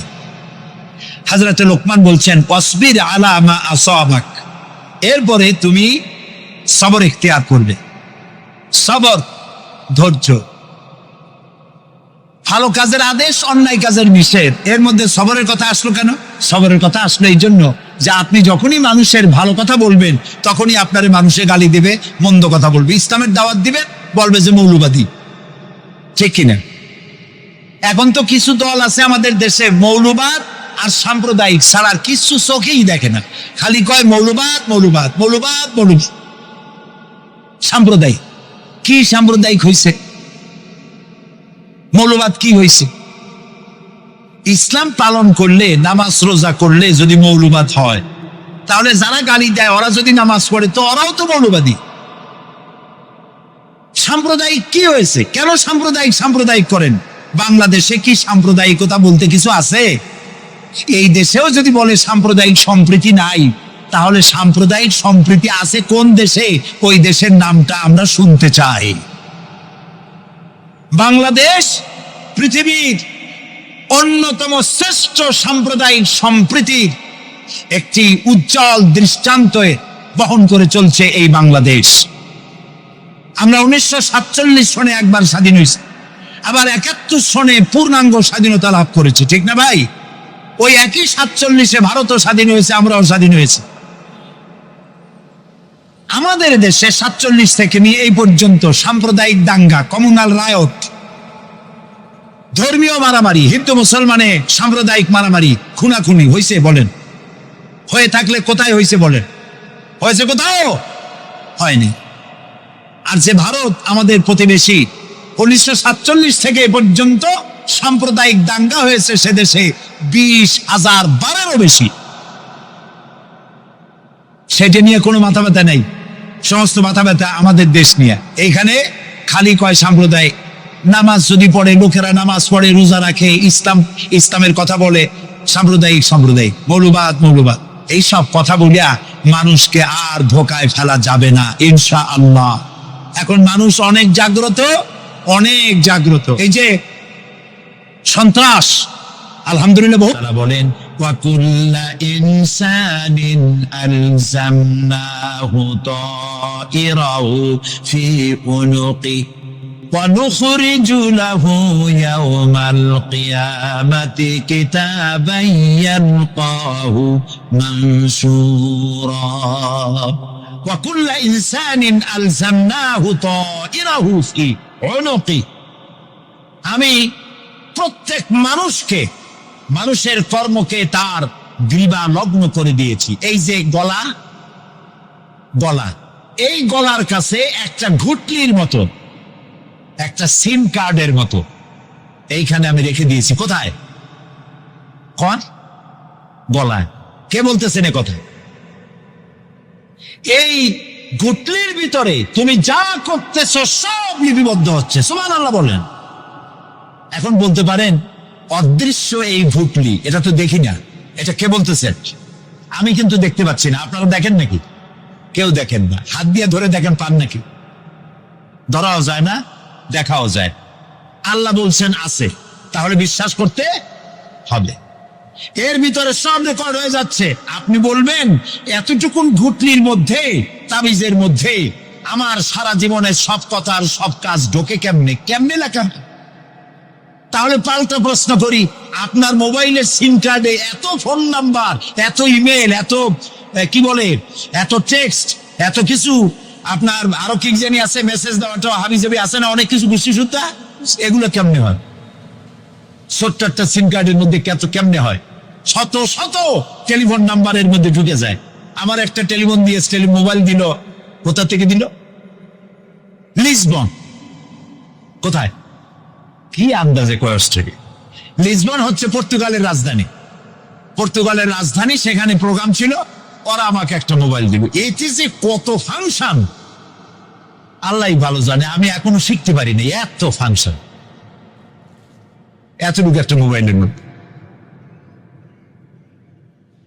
কম্পিউটার, কম্পিউটারের ছোট্ট একটা মাইক্রোচিপ যন্ত্র, যে কম্পিউটার ব্যবহার করা এখন বাচ্চা ছেলেবেলারাও জানে।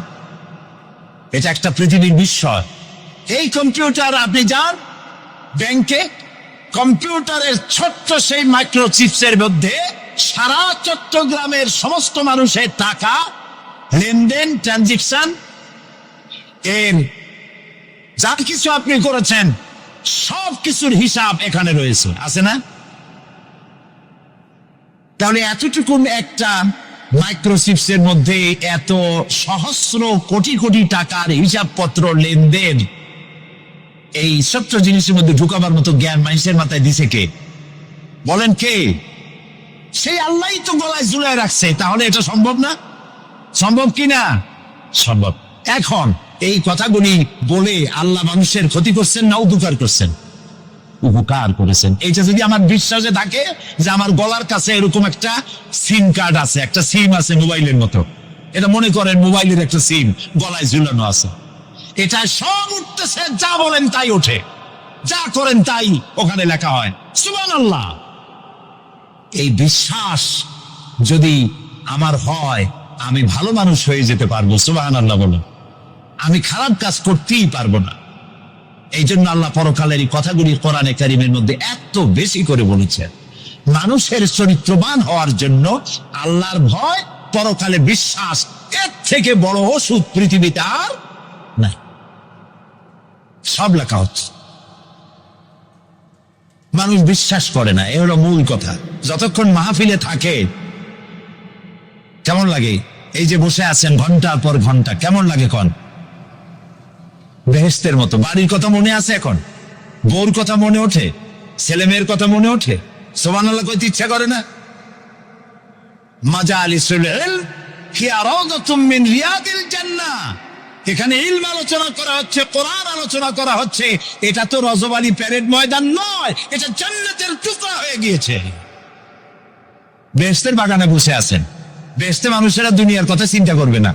দুনিয়া কি? এটা তো পায়খানা। এখানে আসছিল ওই পায়খানা করার জন্য, এটা পায়খানা। আর মানুষেরা পায়খানা সাজাবার কাজে ব্যস্ত আছে, আসল ঘর ভুলে গেছে। আসল ঘর কোনটা? প্রিয় ভাই, সব মানুষ বোঝে না, ভুলে যায়।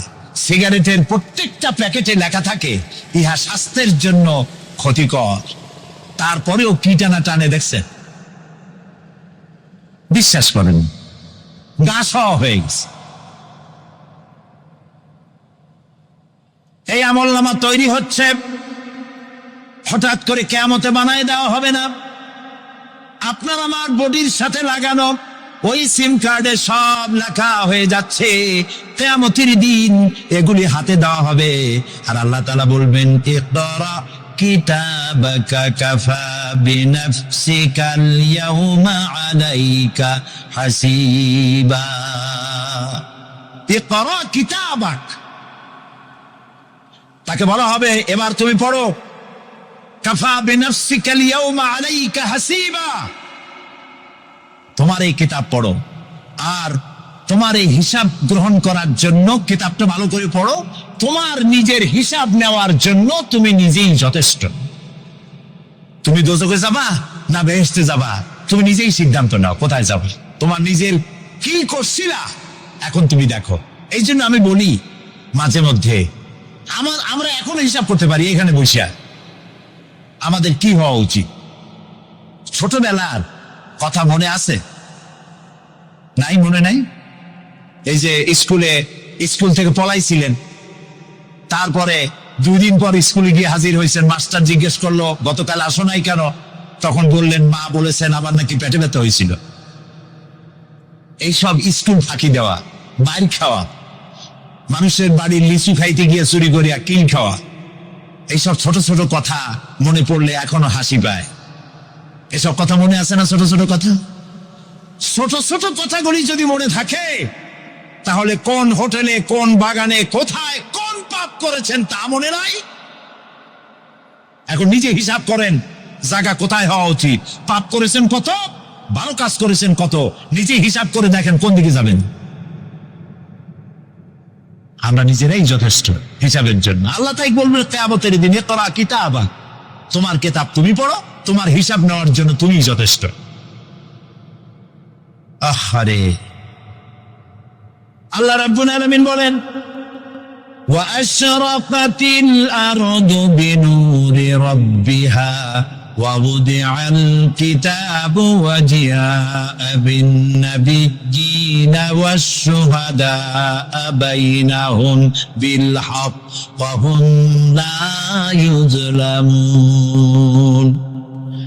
পৃথিবী তার রবের নূরের ঝলকানিতে উদ্ভাসিত হবে। সুবহানাল্লাহ, সুবহানাল্লাহ। আল্লাহর নূরের ঝলকানিতে গোটা পৃথিবী উদ্ভাসিত হয়ে যাবে। আমলনামা তুলে ধরা হবে, পয়গম্বর এবং সাক্ষীগণকে হাজির করা হবে এবং সকলের প্রতি সুবিচার করা হবে, তাদের কারো প্রতি জুলুম করা হবে না। আল্লাহ গ্যারান্টি দিচ্ছেন, কারো প্রতি জুলুম করা হবে না। সুতরাং হে মানুষেরা, ইয়া আইয়ুহাল ইনসানু ইন্নাকা কাদিহুন ইলা রাব্বিকা কাদহান ফামুলাকি। হে মানুষ, তোমার পালনকর্তা পর্যন্ত পৌঁছতে তোমাকে অনেক কষ্ট করতে হবে, এরপর তুমি তার সাক্ষাৎ পাবে। কিয়ামতে তোমার সাক্ষাৎ হবে। কাজেই তোমার নিজের আমলকে সুন্দর করে আমলকে তৈরি করে নাও। فَأَمَّا مَنْ أُوتِيَ كِتَابَهُ بِيَمِينِهِ فَسَوْفَ يُحَاسَبُ حِسَابًا يَسِيرًا وَيَنْقَلِبُ إِلَى أَهْلِهِ مسرورا। সুবহানাল্লাহ। যার ডান হাতে আমলনামা দেওয়া হবে, কিয়ামতের দিন আমলনামাগুলি উড়িয়ে দেওয়া হবে। ইমানদারের সামনের থেকে কোন হাতে, আর বেঈমানের পিছন থেকে বাম। এই আমলনামা যখন যার ডান হাতে আমলনামা পৌঁছে যাবে, তার হিসাব নিকাশ সহজ হয়ে যাবে। আমলনামা হাতে করে আনন্দ চিত্তে সে আপন পরিবারের সঙ্গে মিলিত হতে পারবে। সুবহানাল্লাহ। আল্লাহ কিয়ামতের দিন দয়া করে আমাদের আমলনামা আমাদের ডান হাতে দিয়ে দিও। আল্লাহ তাআলা দয়া করে আমাদের হাতে, আমাদের ডান হাতে আমাদের আমলনামা দিও। দয়া করে আমাদের আমলনামা আমাদের ডান হাতে দিও। আনন্দ চিত্তে পরিবারের সঙ্গে দেখা করে সব পরিবার, মা বাপ, স্ত্রী পুত্র পরিজন